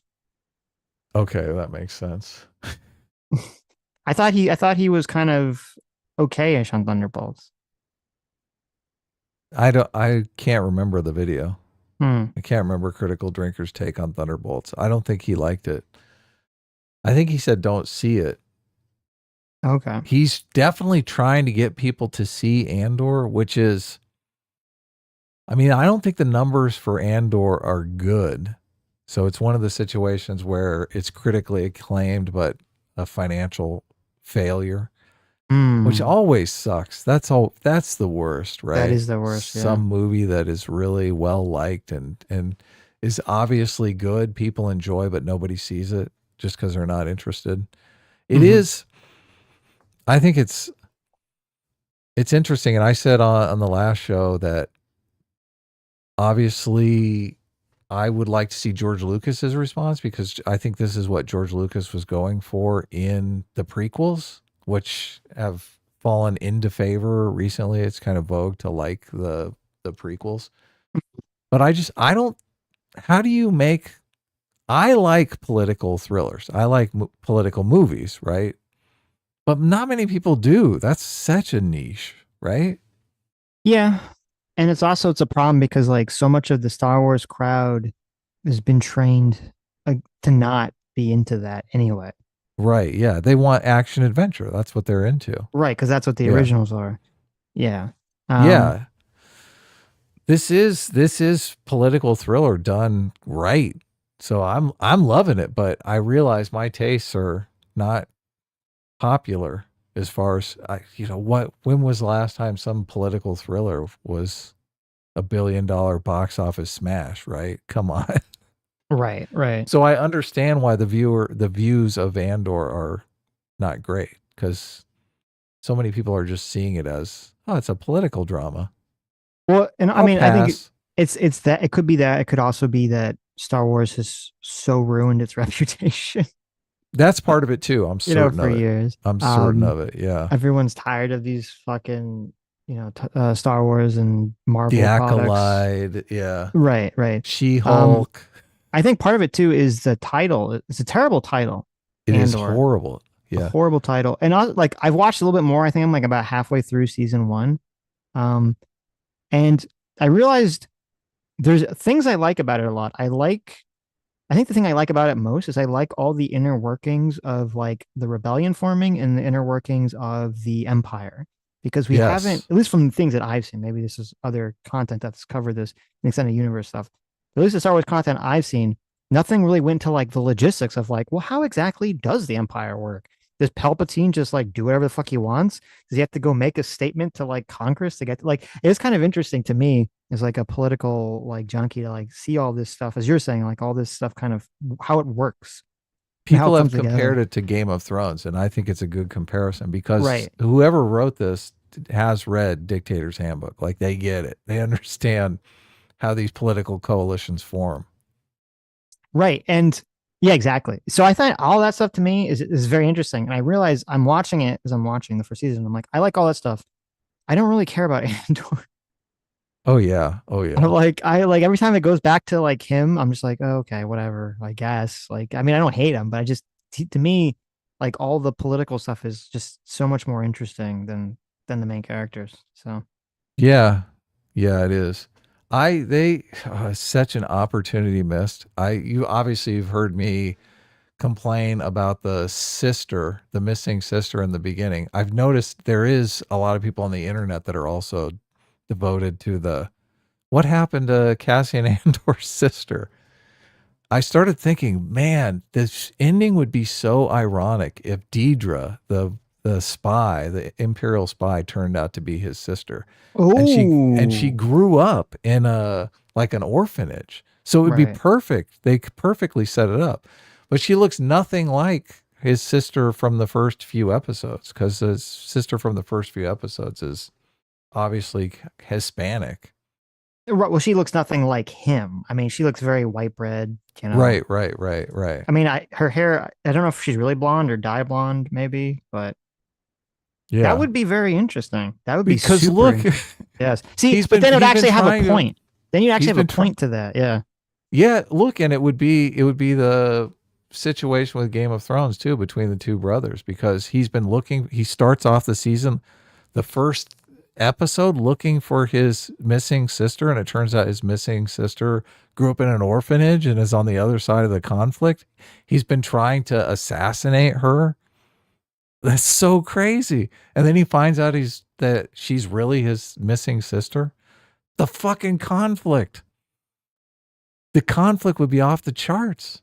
I think if they were going to do that, there would have had to been some more foreshadowing of him looking for his sister, which Oh, I I assume know, has I been know, completely I know. dropped from the I plot. know. So Look, yeah. there's no way that it went in this direction. I'm just thinking That's a oh, great idea, though. If That is a great if idea. this happened, they'd be talking about this television show for decades, because that would just be the total fucking mind fuck. Yes. And it That'd would be be the good. biggest. It would be the biggest sacrifice, because a kind of a game people are playing right now, which is really interesting, is figuring out, because the episodes drop tonight, so they're like, who's going to live and who's going to die, like who's going to make it out of this, right? There's certain characters are in Rogue One, so you know that they actually Have made to make it. Yeah, right. Certain characters are not, but you don't know if they got away and they're just not in Rogue One, or if they are offed in these next 3 episodes. But if Deidre was his missing sister and Cassian Andor had to actually kill his sister for the rebellion, oh my God, it brings so much more to that line in Rogue One where he says, the things that I've lost, I've lost Right. more than you've lost, basically. You would Right. think, oh my God, he killed his own fucking sister, Mhm. his own missing orphaned sister for the rebellion. That'd be cool. Yeah. Sadly, that's not going to happen, probably. No, that's not going to happen. But look, we can dream. One day movies will be good again. It's sad too, because look, Andor's probably the best thing going right now. Mm-hmm. It is good. The last 3 episodes everyone seems to love, and there's a lot to love about them. The first 3 episodes, I was basically looking at my phone the whole time because I was just bored as fuck. There's Mhm. some boring stuff in the good episodes too that could have been cleaned up, but whatever, taste. Somebody out there loves those scenes. Right. Well, it's not the Acolyte, so. Yeah. Oh my God. The Acolyte was kind of fun to watch just for wow, how do these people who are retarded get these writing gigs? How does Yep. that happen? That's an excellent nepotism, wokeness, DI hire. Seems so obvious, but as soon as you point to that, as soon as you say, "Oh, this is wokeness," they're like, "Right wing chud." Oh my God, You're a racist. Okay, Yeah. I don't know. I guess we should get back to super We chats. should. Yeah. Samuel Jones for $5 says, "Wish me luck. I'm doing my first job as a documentary filmmaker, and we're going to film a PDF file sting." Wow. Well, Wow. Okay. good luck, Samuel Jones. I mean, it's crazy subject matter, but good luck. You fucking nail that motherfucker to the floor. Okay, get him arrested. Be It's sure to all- get some good B footage of a wood chipper. There you go. There you go. Can you imagine B-roll running to the wood chipper Right. out in the front yard?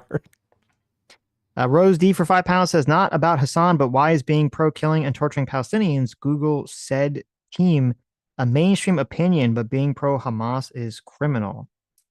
Is pro killing and torturing Palestinians a mainstream opinion?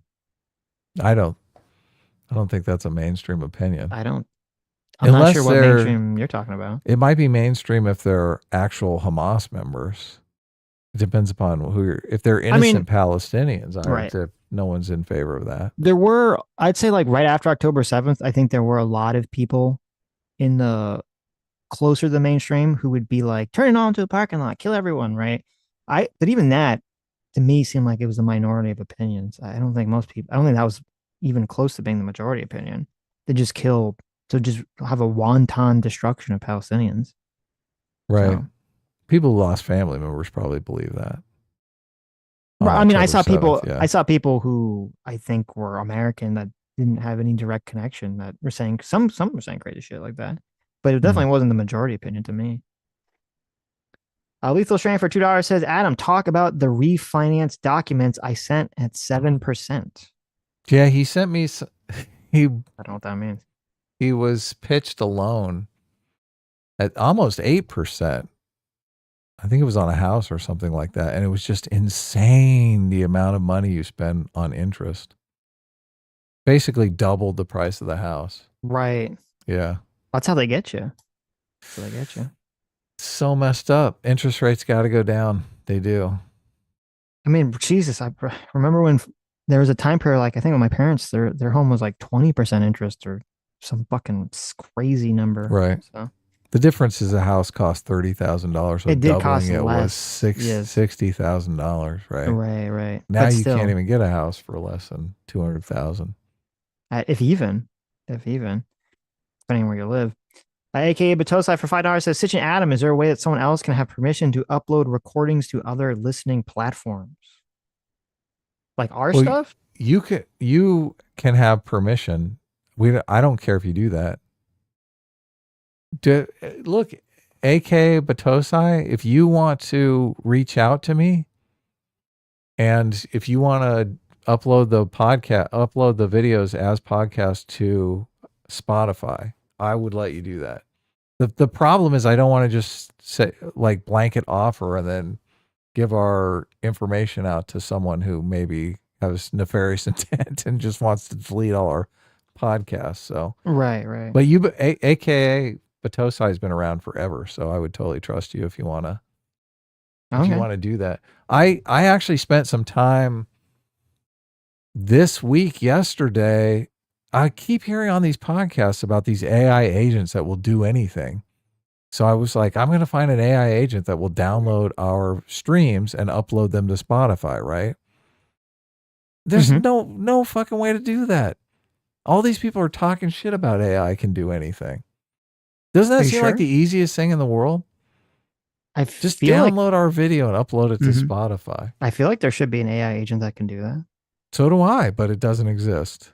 Okay. Completely doesn't exist. That's what I was waiting for. I mean, whenever I look at Spotify briefly had a service that you could live stream to Spotify at the same time. And I was like, great, that's what I'll do. I'll just set it up so we're live streaming to Spotify at the same time, right? It doesn't exist anymore. They canceled the service. Yeah, I don't know, because like there's just some AI YouTubers I follow who they always talk about the next model that comes up. And it's always like they talk about all these like cool things. I'm like, oh, cool. And then they get to like, how to install this? And it's like, holy fuck. It's like, I don't know. I'm just like a retard. Like they're like doing, I don't know how to do this like GitHub shit. I saw some of those too. I did. Where it had a complete flow chart with like 60 items. I know. I was like, what? I try to remember, it was like a year ago. There's one of these ones I was trying to download something because I was like, oh, it was like, I can use this if I like go make videos again. You know, you can make, there's like a million, like you can make the little clips or the pictures for your, YouTube content. I was like, okay, let me try to do this. I was like, I spent like an hour. I'm like, okay, I can't figure out how to do this shit. It was just so complicated. I was just like, okay, whatever. If I'm like, if I make videos again, I'm just gonna have to pay some service and I'm just have to, pay the subscription cost to do it there because I can't figure out how to do it for free. Nathan Margolis was doing it for a while. He got a real job. So CT was doing it for a while. I think she moved on and got a real job. So now just nobody is doing it. But people keep asking about it. I've actually logged in to the last couple videos and took out half of the ads because YouTube completely carpet bombs our video with ads. So there's an ad every 4 minutes. Who the fuck can listen to that? It's crazy. Oh, you got to turn off I didn't realize I was doing that because I think recently it would like some pop-up clipped up and it was like, we've put like it keeps turning on the automatic ad placement on the channel, and I think it turned it on again because they're like, we have new automatic ad placement that's well, you better have now. to do it. No, you have to do it. Otherwise, you'll get no ads in your. I've looked into it extensively. You can't just manually place You can, but I'm going to go through and manually place the ads. It's easier to go through and just take half of them out. Oh, I see. I'm not going to. Right. But it's interesting too, because obviously we do these long streams. We did, I think, 8 hours on Sunday. It only carpet bombs half the video. So if you jump to the 4-hour mark, you get 0 ads. It's like right. clean sailing once you get to that point. Listen, just get YouTube subscribe premium. Okay? I feel bad about saying that because obviously there are people who are young and poor. I remember being young and poor, so they don't have money for YouTube. I mean, I know for me, like 99% of the content I listen to is on YouTube, so it's like completely worth the cost. I haven't heard an ad in like 5 years. I think it's $15 a month. I pay for it too, obviously. So yeah. Okay. All right. Amoeba Sheep for 50 knock says, I don't know if Anna is here, but I hope everyone will be joining me in wishing her and Mama Kasparian a speedy recovery. Bone marrow donation is no joke. Oh, wow. Okay. Oh, wow. I don't know about that. Yeah, definitely. That is no joke. Definitely wish her well. Yeah, I didn't know that was actually going on. So is that, it sounds like Anna Kasparian is actually donating bone marrow to her mom. Is that what's happening? I mean, that's what it's going to sound like it's happening. Holy shit. Oh. Yes. Definitely wish her well. Yes, definitely. And thanks for bringing it up. Mm-hmm. Fozimo for $5 says Sitch needs to review the 27th minute of the new Tucker Dave Smith interview so we can enjoy his rage at the Daryl Cooper Glaze session. I didn't see the 27 minute. I saw the beginning part, which I thought was funny. I think Zero Folks played a clip of it where it was that like Sitch's rage. Yeah, it was my rage. It's funny because like Tucker Carlson is intentionally trolling. He's intentionally. You think trolling. so? Yes, because remember, there's this whole conversation. So Tucker Carlson's talking to Dave Smith, and he's like complaining. He's like, "Oh, I couldn't listen to Douglas Murray talk about, Daryl Cooper. Daryl Cooper, who's one of like the most liberal, best historians of our generation, of our time." And right, so this is why it's a troll. Because if you listen to the Joe Rogan conversation, there's like this big part right in the beginning where Douglas Murray was complaining about him being a historian, and then they kept saying he's not a historian. He's not a historian, right? That was like this big contentious part. That was the defense. He's not actually a historian.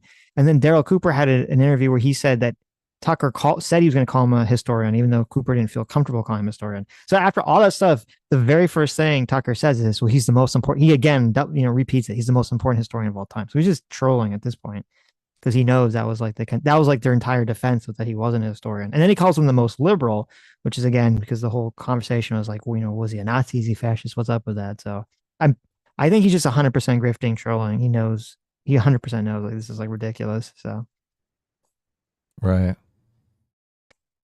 Jason for $5 says the ceiling isn't demand if you can lobby. See the Green New Deal. Jason for $5 says China, as a former communist, understands that the master owns the means of production. Stuck for $5 says I'm generally said that Adam is better on economics than Sitch, but Sitch is clearly the victor today, in my estimation, at any rate. Well, thank you. Okay. Gypsy Harlow for $5 says Sitch's argument is basically continue course that we've been on that's been killing us to stay competitive. Okay. I mean, I didn't say that. It's very weird how he's on my side. Leave him alone, Sitch. Explicitly, I know. I explicitly said like, we should decouple from China. We definitely need to deal with wealth inequality. I say like, we need to do all these things to change. And then it's like, but I don't think the answer is like walling us off from the entire world. And you're like, oh, Sitch just doesn't want to do anything. It's like, oh, okay. Look at this. Stug basically says I'm wrong, right? Yeah. And I'm just like, okay, that's fine. Well, you're not the one reading the super chats. I am. Okay. If you want to argue with Stug, I guess Is it more painful if you're reading it? I guess. To be clear, it's Stug didn't say why I was winning. He just said I won. So what are you supposed to respond to? Well, I could think of a few things. Okay, if you feel compelled to, but I just sound if like you want to listen, whatever. Adam, if you want to respond, I'm not going to stop you. Okay, I even pause, let you respond. If you don't respond, then don't respond. But if I respond, don't cry about it. No, Stug. Thank you for your opinion. Okay, thank you. I'm only playing. Jeez. Okay. Gypsy Harlow. Philip Eisler for that one. Metalworks 411.90 for $10 says, I remember watching a video from Carl making a point that one of the problems of bringing factory work back to the U.S. is that we lack workers that have experience to run that full capacity. That is true. That is probably true nowadays too. We also lack a lot of the information. This is what you're talking about, which I agree with, which is dangerous. Is we do lack a lot of the know-how on even how to make these factories in the first place, and how to manufacturing things in the first place to the capacity that we used to. So, right, yeah, that's a problem. You do learn so much in the manufacturing process. I mean, the doing is the learning.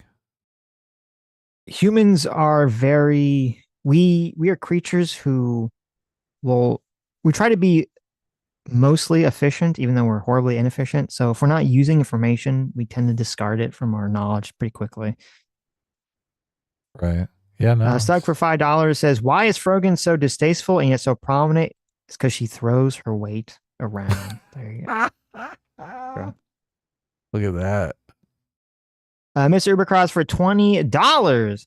Thank you so much, Mr. Ubercross. Says, I'm pretty far behind, but the woke right issue is well encapsulated by the Ryan Long sketch where a racist and woke person were best friends is the overlap in ideology that defines it, horseshoe theory. Yes, it's fun. I mean, that was literally the point of his sketch, like years ago. And, we're right back there.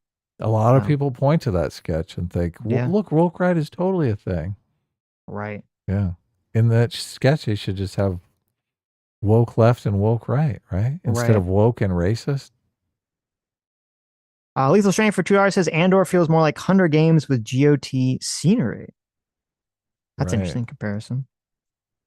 I only saw the first Hunger Games. It was okay. I didn't want. There's like the whole series of it seemed kind of boring. Game of Thrones got it right. They said, okay, this is a political thriller. People are going to be bored by that. Let's put some dragons in it. Right? Star Wars. This is the problem with Andor, because I don't know why they couldn't have taken the same tact. Like, put some lightsabers in there and shit. That's a great point. Why don't you? It's just political thriller, but with like the Force with lightsabers and lightsabers and shit. Yeah, that's a really good point. Can you imagine Game of Thrones without the dragons? No one would fucking watch. Okay, that's true. Just give them what they want. That's true. A pet peeve of mine, and just completely unrelated in Game of Thrones, it's more so in the books and the movies. In the books, George R. R. Martin does this thing where he will have all the characters in the book tell the audience some information about the character. Like, everyone thinks this character is like super awesome, super honorable. But then you, the reader, are supposed to interpret the exact opposite information from the text as you're reading. You're supposed to be like, oh, this guy sucks. And it's like, people just don't have time for that. It's like, when I look at like how people talk about like a lot of Game of Thrones, like most people just never pick up on that ever. They're like, well, everyone said he was awesome, so he's awesome. It's like, okay, that was kind of the point. And it's funny. It makes me think of what you always say. You're like, listen, you just need to be clear. Okay. People don't have time for this. You just need to be clear with what the fuck is going on. Don't try to do this like smart shit. The subtext stuff. Don't try to do this subtext shit. If only 10% of the audience is picking up on the information, it doesn't matter if it's completely intentional. It doesn't matter. Yeah. Yeah. They're having a completely different experience. Yes. 100%. Yeah. It is weird. Yeah. You're crafting an experience for them. That's ultimately your goal as a writer. I think you need to, I think you can do that, but I think you need to spell it out. I think that's part of George R. R. Martin's, I think one of his flaws, at least in Game of Thrones. I mean, he's many, obviously, because he didn't finish the book, is that he doesn't, like, he sets up all these subtle things that I don't think are ever spelled out. Because like one of the, maybe it will be, one of them is Barrister Selmy, because, and that's the character in Time Out. In the book, all the characters talk about how like awesome and honorable he is, but I'm pretty like 99% sure that George R. R. Martin's point is that you're supposed to not think that he's actually honorable, because George R. R. Martin has this whole thing about how like O's aren't really that good, and that the people that like basically only like like all the smart bad people will never uphold O's, so they're pointless, and all the good stupid people will only uphold them to like the detriment of themselves. And he's like very critical of all this stuff, and he's very critical of honor, and like because he has this whole like he's very critical of Selmy. Like everyone talks about how Selmy's so honorable, but then there's like this whole kind of part about how like was it really honorable for him to stand by the Mad King as the Mad King is like burning fucking people alive and doing all sorts of horrible shit and plunging the kingdom into war, all because he has like this concept of honor. Now I actually don't agree with George R. R. Martin on this point whatsoever, but he's like a very big lefty, so he's very much against like he seems to be very much in favor of people like having like you personally should just make moral decisions kind of outside of codes of morality and things of that nature. Oh. Anyway, completely tangent, but that's tough. It's a tough stance, but I like it. Lethal Strain for $2 says Refi on 250K at 7.75%, 30-year fixed was 665K payoff. You can tell that Sitch isn't a homeowner just by how he pronounces Refi. Yeah, excuse me. I've never bought a home, Adam. Okay. That's refi. Refinancing. So he's refinancing his home for 200. It's insane. 250K. It's almost 3 times as much. I know. So they get you. Fucking crazy. The bank makes more money than the fucking homeowner. The homeowner sells the home for $250,000, right? Mm-hmm. And the bank makes almost $500,000. That ain't fair. That ain't fucking fair. And all the bank does is like get the money. Oh, sad. Selig for $2 says, "Don't worry, I still love you, Adam." That's great. Oh, Thank look at you that. so much. He still loves you. Where's the super chat? Who's that other guy? Where's the super chat from that guy? Dead to me. Where is he? Watson for $2 says you'll be poor so he can buy Chinese goods. Yes, you motherfuckers. I want my cheap Chinese knickknacks. Actually, what I really want is I want Sam to keep being able to buy all her cheap Chinese knickknacks at the home goods store, because that's really where it is. All these women with their interior decorating want to buy, lemon shaped plates, or a comical cat with a top hat that they could put somewhere in their their home, and they want that for cheap from Pottery Barn or the home goods store. Is that Paul Watson's first super chat? I think it might be. I don't know. Paul is always in the comments, and he's our biggest Trump fan. He's nice. He's MAGA.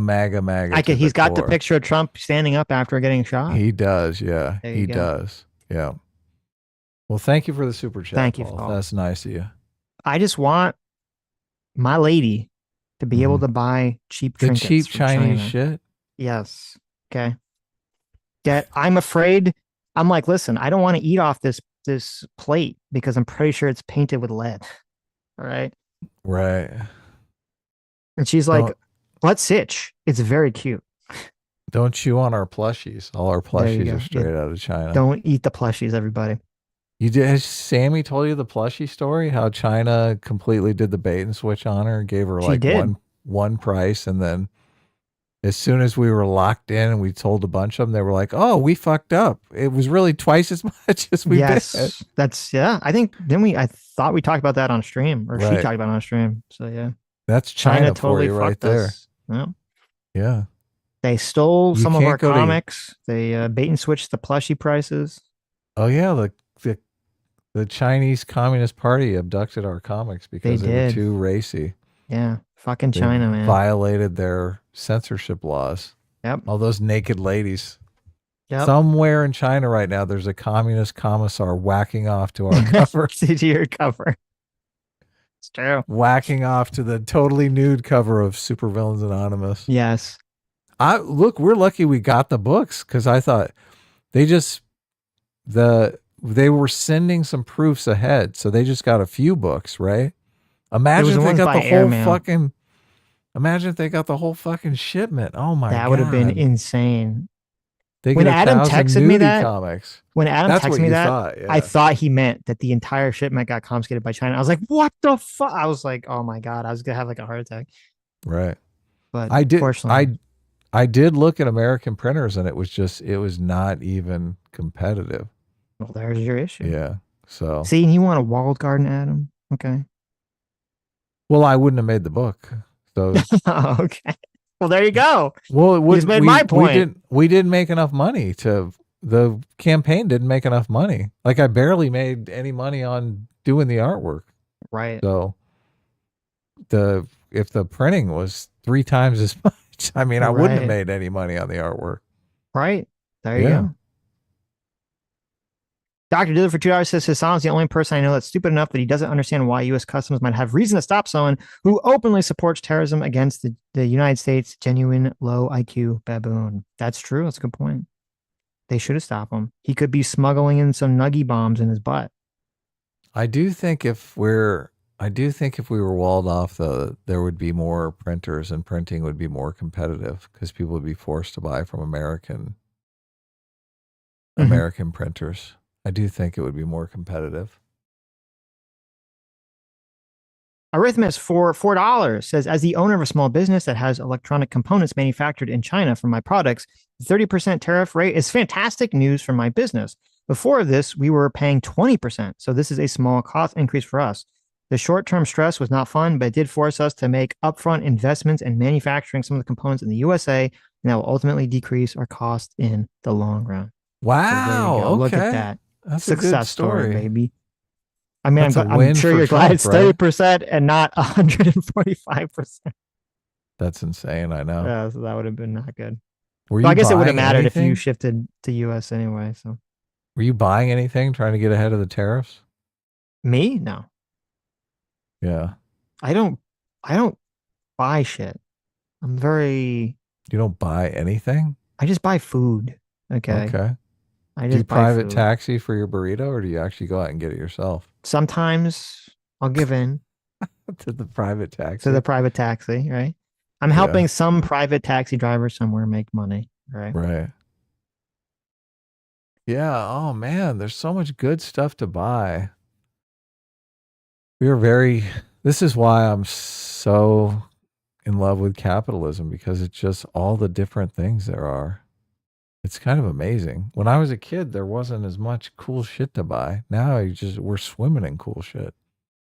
All these games, you're making my argument. All this technology. Right.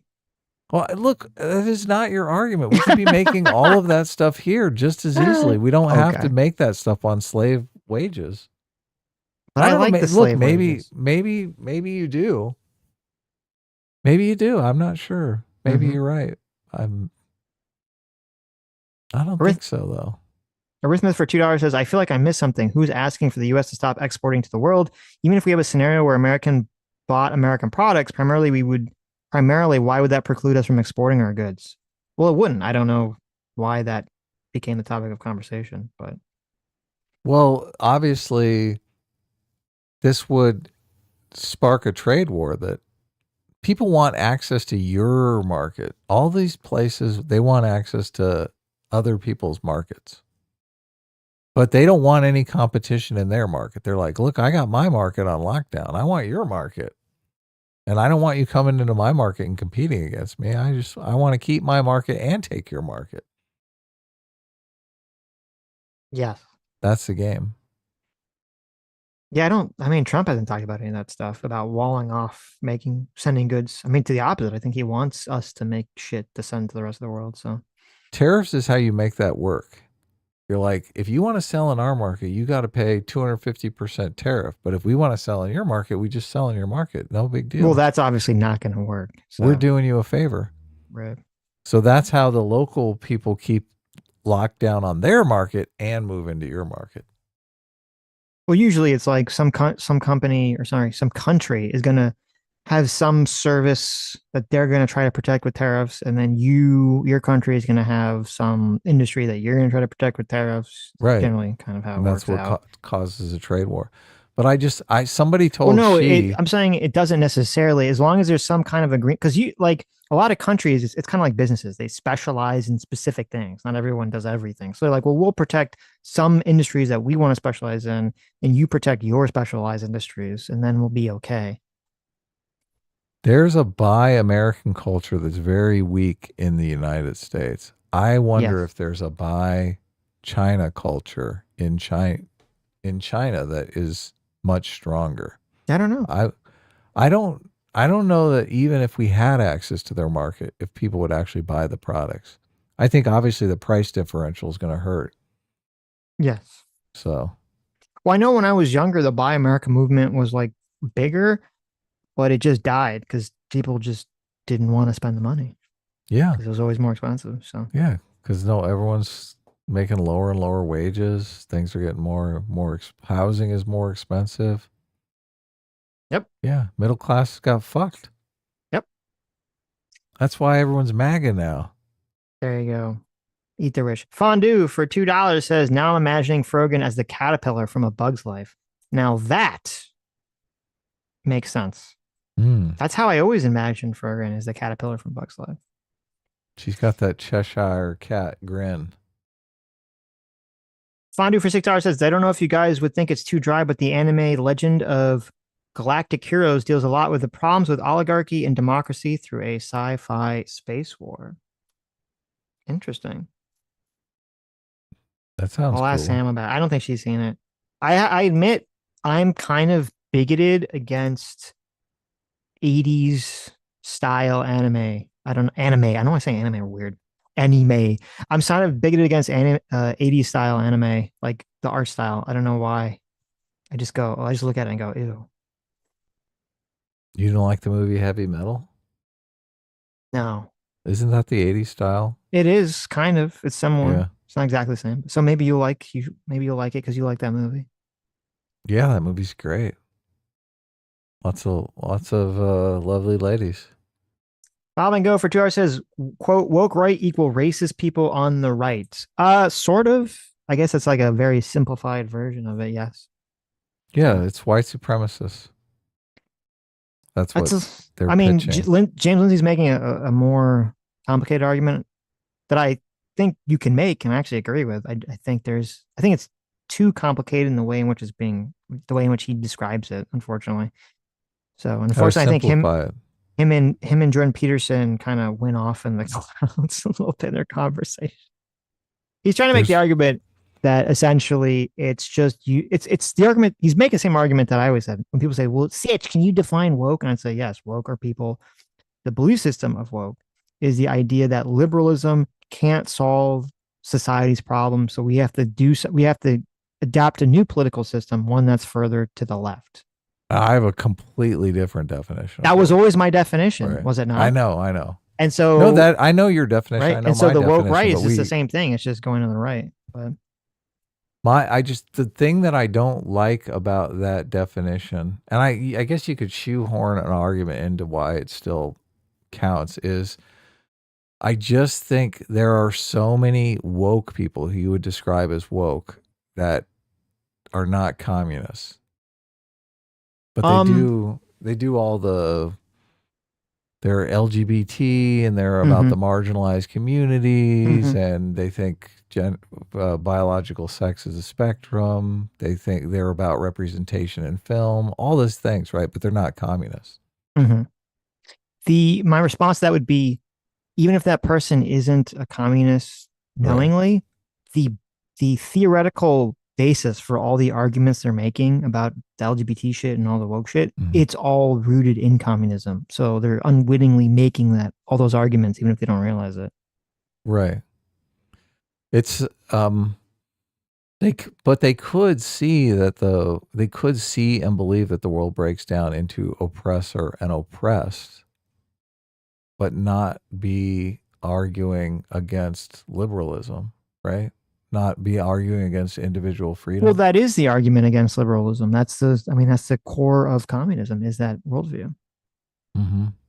Because the idea is, if you view that the world is between two factions of oppressor and oppressed, you can't be an individual. You have to be a collective that joint, because the only way for the oppressed to fight the oppressors is to join together through class consciousness or through some sort of collective to rise up against the oppressors. I think they're arguing in favor of individual freedom, but from an economic perspective. I think, and they're arguing it in something the right would call positive rights this is where you split off into the positive rights, negative rights debate. They're arguing that if you don't have economic freedom, are you really free as an individual? No. So they're not necessarily arguing against capitalism as much as they're arguing. Well, that's a way, but hold on, but that's a different argument than we're dividing society between oppressed and oppressors.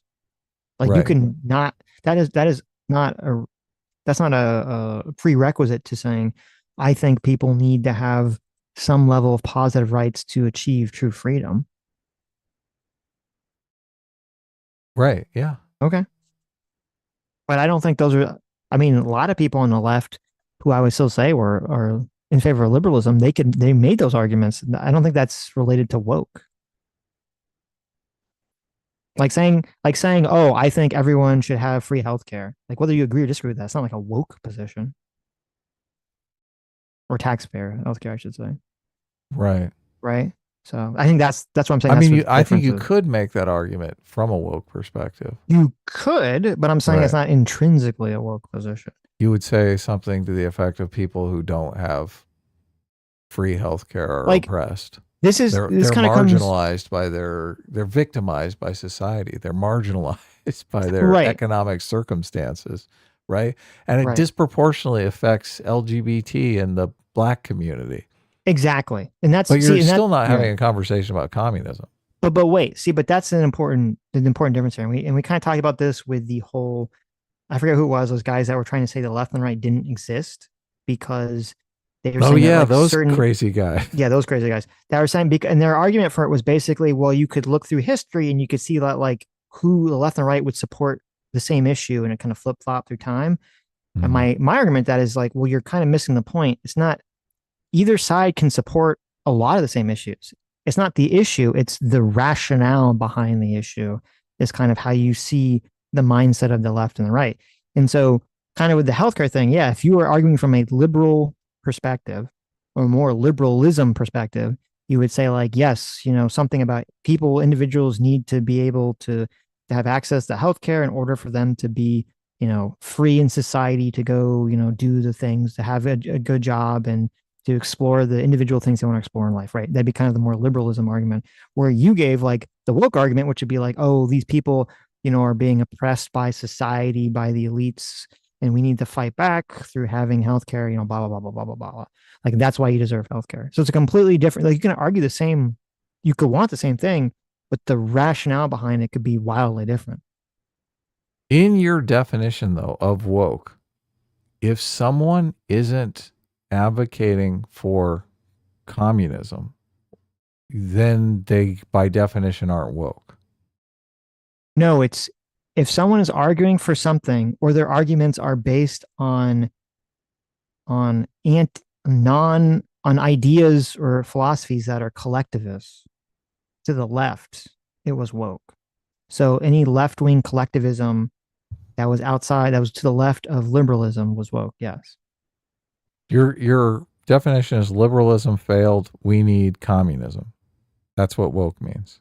Usually, yeah. Some flavor of leftism, usually something in the social space, yeah.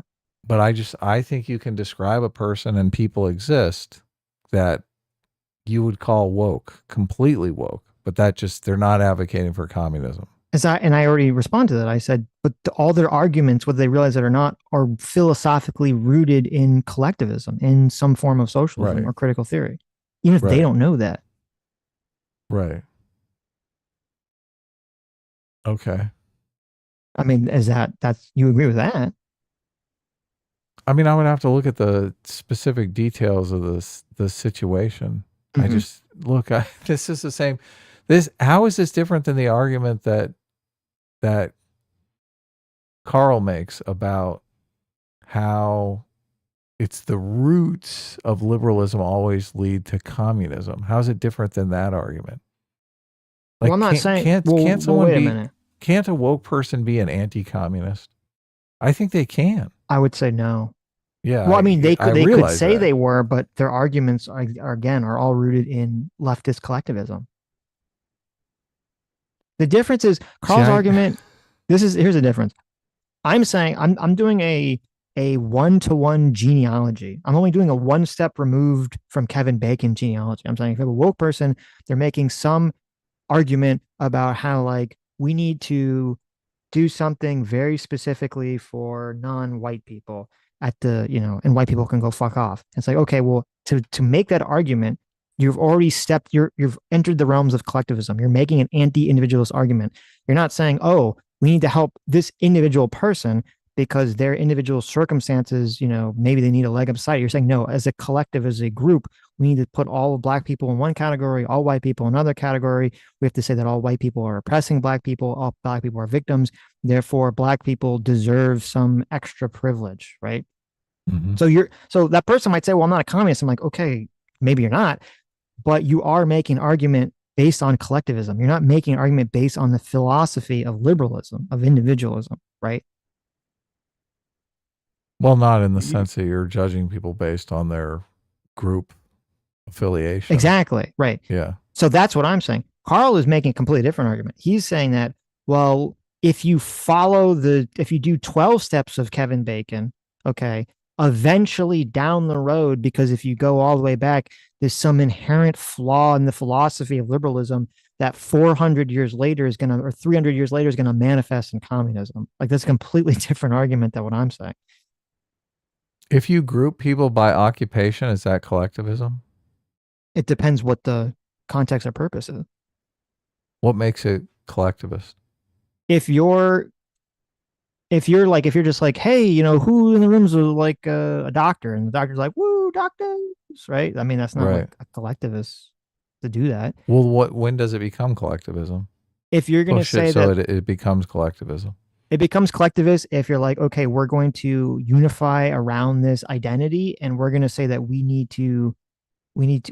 deserve some sort of tangible benefit from society based on this group identity, and we're going to collectivize around this, right? That's when it starts to stray a little bit more into collectivism. So basically, I'm sure there's a surgeon's lobby or a medical professional's lobby. Yeah, unions are obviously collectivist in nature, right? But they still exist within the framework of democracy because they're lobbying, they're collectivizing. I mean, they're literally calling it, they're collectivizing in order to lobby like, a business or the government to accomplish something. Right. And I don't think that's necessarily communism. Okay. It's just weird to me because you're like trying to disagree with this, but like you're not really forwarding an argument. What is like the argument is you can have a person who is not against capitalism in any way, shape, or form, and is woke as fuck. Give me something. They're going to argue in favor of representation in films inside a capitalist framework. They're going to embrace things like boycotts. Why do we need representation in films? Because marginalized communities need representation so that they can overcome the negative stereotypes that have traditionally been foisted against them. Why should we even look at marginalized communities as a collective in the first place? Because society looks at them collectively. Oh. Yeah. Really? So society that's doing it's society that's placing them in the collective. Right. Yes. Oh, they want to be liberal individuals and be seen as individuals, but big bad society comes in and marginalizes them. Well, but wait a minute. See, this is the difference, because the response under liberalism is to say, okay, even if society is wrongly conflating me as part of some group in some oppressive way, my goal is to break out of that to be seen as an individual. That is how you frame it under liberalism. Under critical race theory, which is a collectivist, socialist inspired thing, it's the opposite. It's saying, fuck liberalism, fuck individualism. That's a trick. We need to all have racial consciousness. We need to all unify under our racial identity together. That's the difference. Right. That's why it's woke. So if the person is advocating, well, I guess here's the question I see you. If a person is advocating for critical race theory, okay, even if they don't, because they're ignorant, they don't understand what it is. Hey, you're animating the philosophy of someone else. This is Sargon's argument constantly. That's not Sargon's argument. It is. It's not. It's not. He's like saying, look, you're acting out Rousseau, even if you don't know it. Sargon's argument is that 300 years down the road, because of some philosophical flaw inherent in liberalism, which he acknowledges is not communism, that communism is a critique of, it will lead to communism. That's not saying that you are unwittingly promoting someone's one-to-one argument. It's not 300 years down the road. You're literally just promoting someone's argument, and the person's too stupid to realize what it is they're promoting. The liberal philosophy of individualism is not equipped to fight against the excesses of individual freedom. That's basically his argument. That's whose argument? Carl's. Say that again? Individual freedom is the property of liberalism.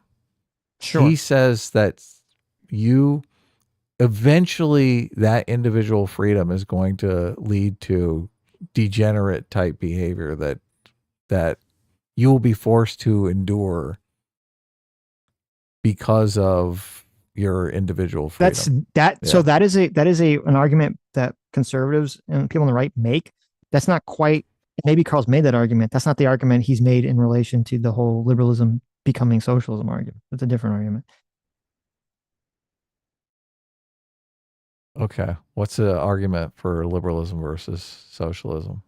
It was there's some that in order, I don't remember the exact way he was framing it, that in order to achieve the true equality of freedom presented in liberalism, that somehow the only way to accomplish this is through socialism or something. And he makes that argument by going to a bunch of dead liberal philosophers and he basically like cherry picks among them to say, this is where it leads.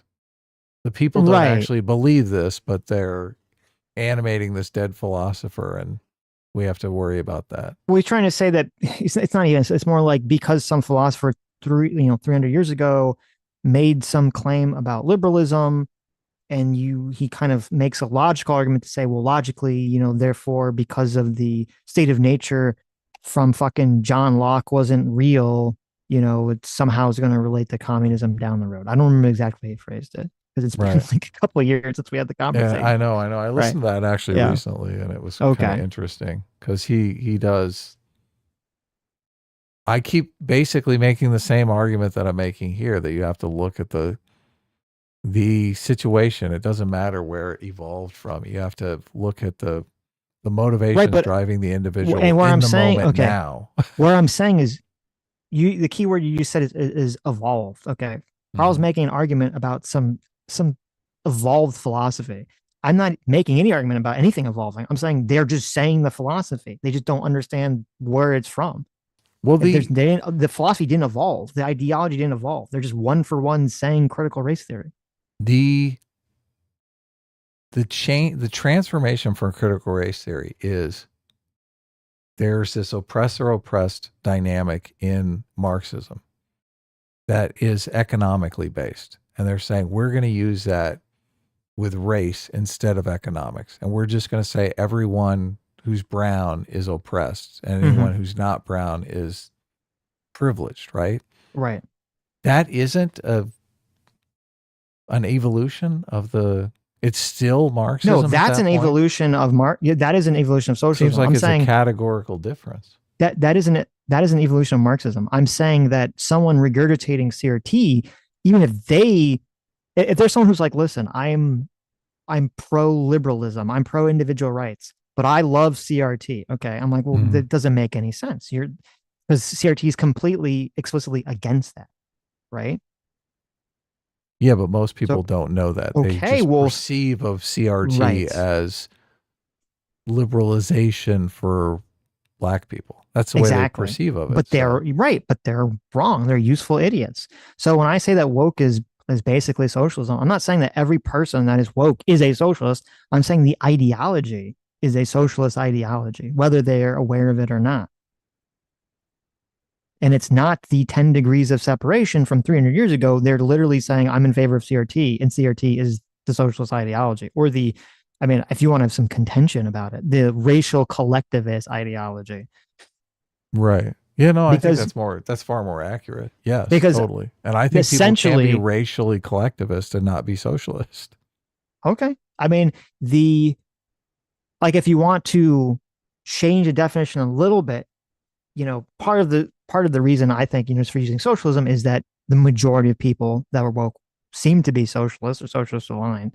So it's sort of a shorthand. But if you want to get super technical, you could say that woke is really people that were going to the left.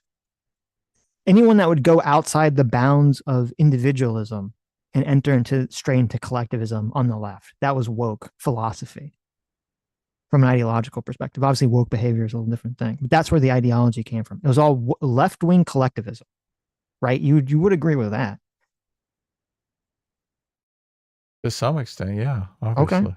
And so James Lindsay is essentially making the argument in a far more technical way that the woke right is just right-wing collectivism going outside the bounds of individualism.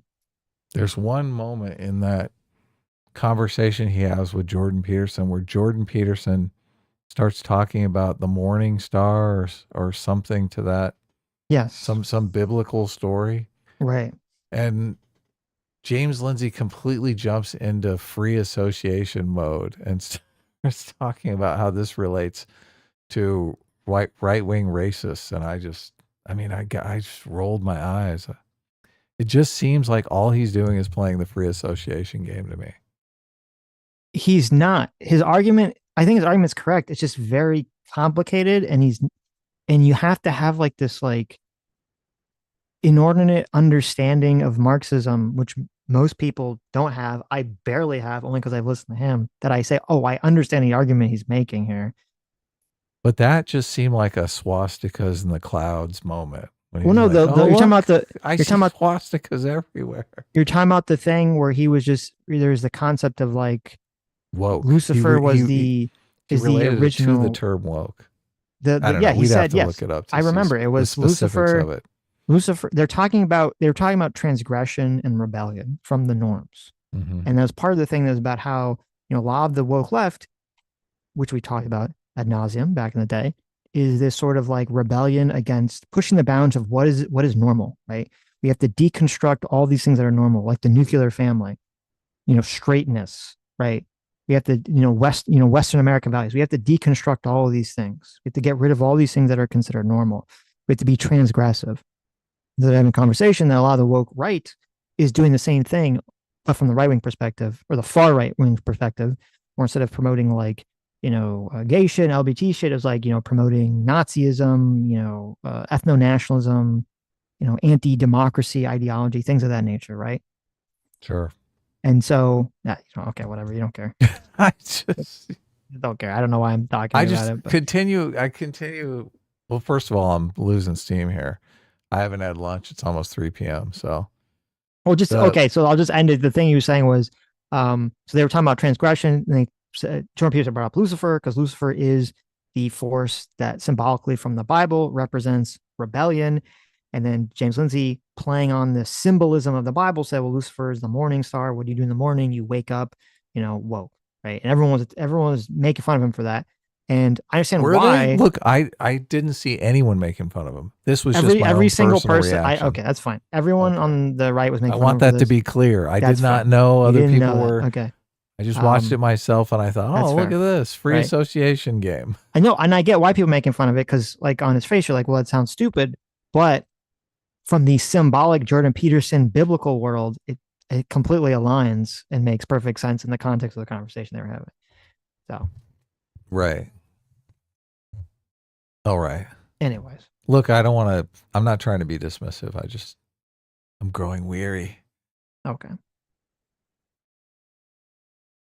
Mr. Ucross for $10 says, to be fair, I wouldn't own a home that has doubled in value over 10 years if I didn't have a bank taking the risk of handing me $230,000 to own, or the bank hands you cash hoping you won't default.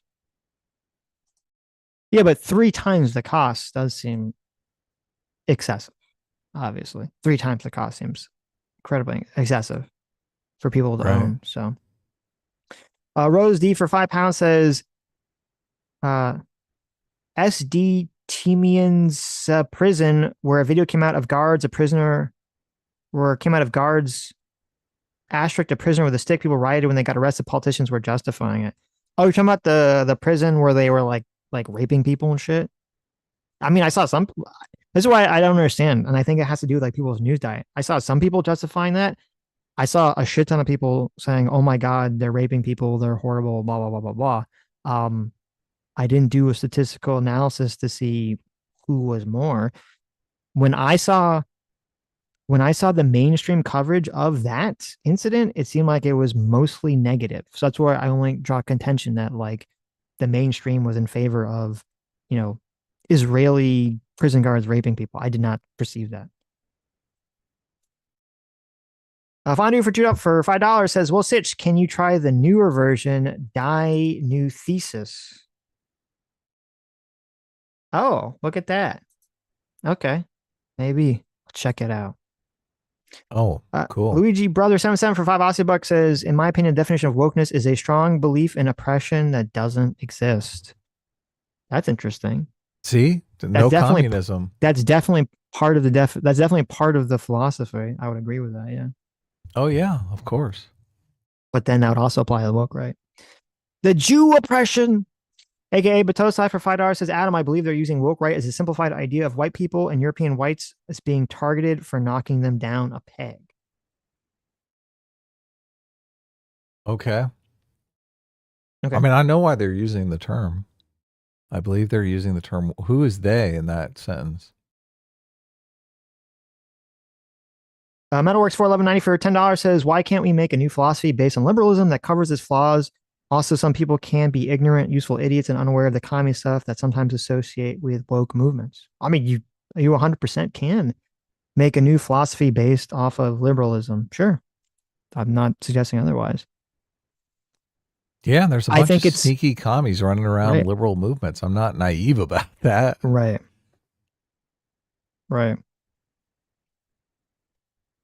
I think you got to be careful, though. You don't want to stray. The idea is when people stray too far away from individualism and they start to get into the collectivist realm, which, at least in history, has always led us down the pathway of destruction, death, authoritarianship, terror, not valuing individual life, and all these things. And to me, it seems incredibly, I don't think you're doing this, but it seems incredibly like hampered privilege of some people who are like, oh, I'm unhappy with the current economic situation, which you should be unhappy with. I'm unhappy with the current cultural situation, which you should be unhappy with. So it's like the most anti-conservative idea ever. Let me take everything that my fathers and forefathers and 300 years of American history has built, and let's just throw it all away and like fucking try, I don't know, some weird like proto-monarchy and fascist bullshit, which is what the woke right is advocating for. Society needs some aspect of communitarianism, though, right? We talk about wanting to have a high trust society where people have some sense of obligation to one another, correct? Yes. Correct. But that's not, I mean, we're not calling that collectivism. Collectivism is when things go too far. I see it as a continuum, right? There's super individualism where nobody relies on anyone or trusts anyone on one end of the continuum, and super fucking fascism on the other end, where nobody's allowed to speak out against anything, right? You are just a vehicle of the state's interests. Yeah. Yes, You're just crushed by the authoritarian machine. Yeah. So, but which end of that continuum is the collectivist end? Well, no, and I agree with you completely. You have to look at it like on a spectrum. And I think ideally what you want, and I think we have gone too far in the individualist side of the spectrum, is you want the government, and this is why people always get in so much trouble. People can't hold like the idea that the government in the way that your community or family should operate would be different, or that even like your local government maybe should be different from a federal government. Because yes, I think the ideal situation would be the government in the broader society is more on the liberal side of or the more the individual side of the spectrum Right, in terms hands of off, treating people. right. Yeah, the hands off. But then like culturally in your own community, in your own family, it's probably better for you to like view your family as more, not 100%, but a little bit more, tilted towards the collectivist end of the spectrum. Because I do think that there was a lot of societal value to people being like, oh, it is important. Maybe I should, try to keep my community clean. Maybe I should represent my family when I'm out in public. Maybe I should represent my community when I'm out in public. I think that did kind of keep a lot of people in check. That in does terms of behaviorally. That does respect individual freedom too, because obviously you can opt into these cultural groups where you're more constrained and you can't opt out of the political. Exactly. Group. Yeah. Exactly right. And I think, I so think the America political group wasn't should be more hands off since you can't opt out of it. Exactly. Yeah. I think America was a little bit more in the sweeter spot of that in the past. And now we've kind of lost that sweet spot. And so because we've lost that sweet spot, people want to throw the whole process away, which to me is retarded. Well, I just worry that, and I guess that's why I'm looking for a different word. You need some level of communitarianism, and you can't just have this whole right. I agree. Like collectivism. Any group uniting around any cause is just fucking cancer. It's communism. It's if you want to call it extreme collectivism or something, right? Because that's what it is. That's what it is. That's what CRT is. But right. Well, it's basically race collectivism. So that's what CRT is. Yes, but it's an extreme level of it too. Like it's a very extreme level of it. Marxism is economic collectivism. Right. But it's like it's very far on the extreme ends of the spectrum. And usually you want to be, hovering around the middle and go a little bit to the left, a little bit to the right. Yeah. Yeah. It's all about balance. It is. Okay. Just like when Thanos had that little knife. Okay, maybe it's not about Thanos level balance. Maybe that's a bad. Does Thanos have a first name? I swear. Thanos is his first name. I swear someone called him Nicholas Thanos in a video. Or Nick Thanos. And I thought, that can't be right. Does Thanos have a first name? It's Bob Thanos, everybody. I never looked it up. Thanos, Benjamin Thanos. I like Nick Thanos. Hey, it's Nick Thanos. No, I'm pretty sure. I think Thanos' name is just Thanos. I don't know. The one name. He's got the one name, yeah. I don't think he has a. Let me see here. Thanos' first name.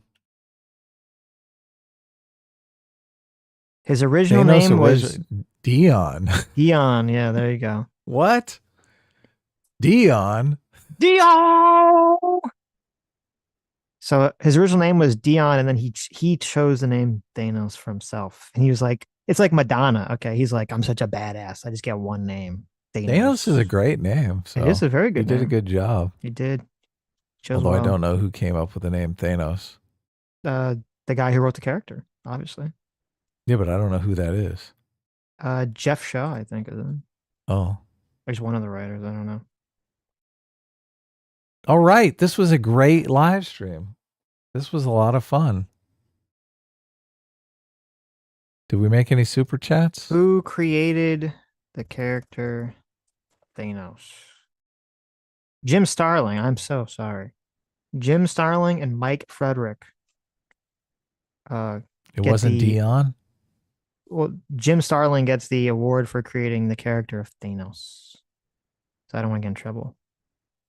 I don't know when the name. I don't know if he came up with the whole Dion name thing or something, but anyways, he was based off of Darkseid. Darkseid. Much cooler than Darkseid, in my opinion. Okay. Mr. Bacross, thanks so much for $20. Says, wait, why would the bank loan me $230,000 of the risk? I damage the property. I may not pay, and it costs a lot of foreclosure. When they could sink the same money into a T-bill paying 4%. There's risk in lending. Yes. I mean, that's why the interest rate has a huge effect on Lending. mortgages and lending. Yes, 100%. Yeah. When they drop the interest rate down to 0%, then all of a sudden you can't get that 4%. Right. You're forced to go out and make loans to people, take that risk. I think what I'm saying is if people have to pay 3 times the cost to own a home and it's outside the bounds of which people can pay, then obviously it means that the market doesn't work properly and that something's got to give, some element of it, whether it be you just got to be able to make houses for cheaper or something. Rich people buy all the houses and just rent out to people. I think one of the points that people on the right have made, which I think to me has become increasingly more true, is they make the argument that like part of the reason that college costs just kept skyrocketing is because government kept subsidizing it through government loans and government assistance and all these other things. And it made it so that they influenced the market. Colleges never had to price themselves correctly to which people could actually afford to pay. And so I don't know if maybe the same thing's happening with homes and shit now too, but anyways, Adam's hungry. I'm hungry. I'm starving. Yeah. We'll Thank see you all for guys coming. on Thursday. Thank you all for incredibly generous donations. We'll see you all on Thursday. Have a great day. China. China. China. All right.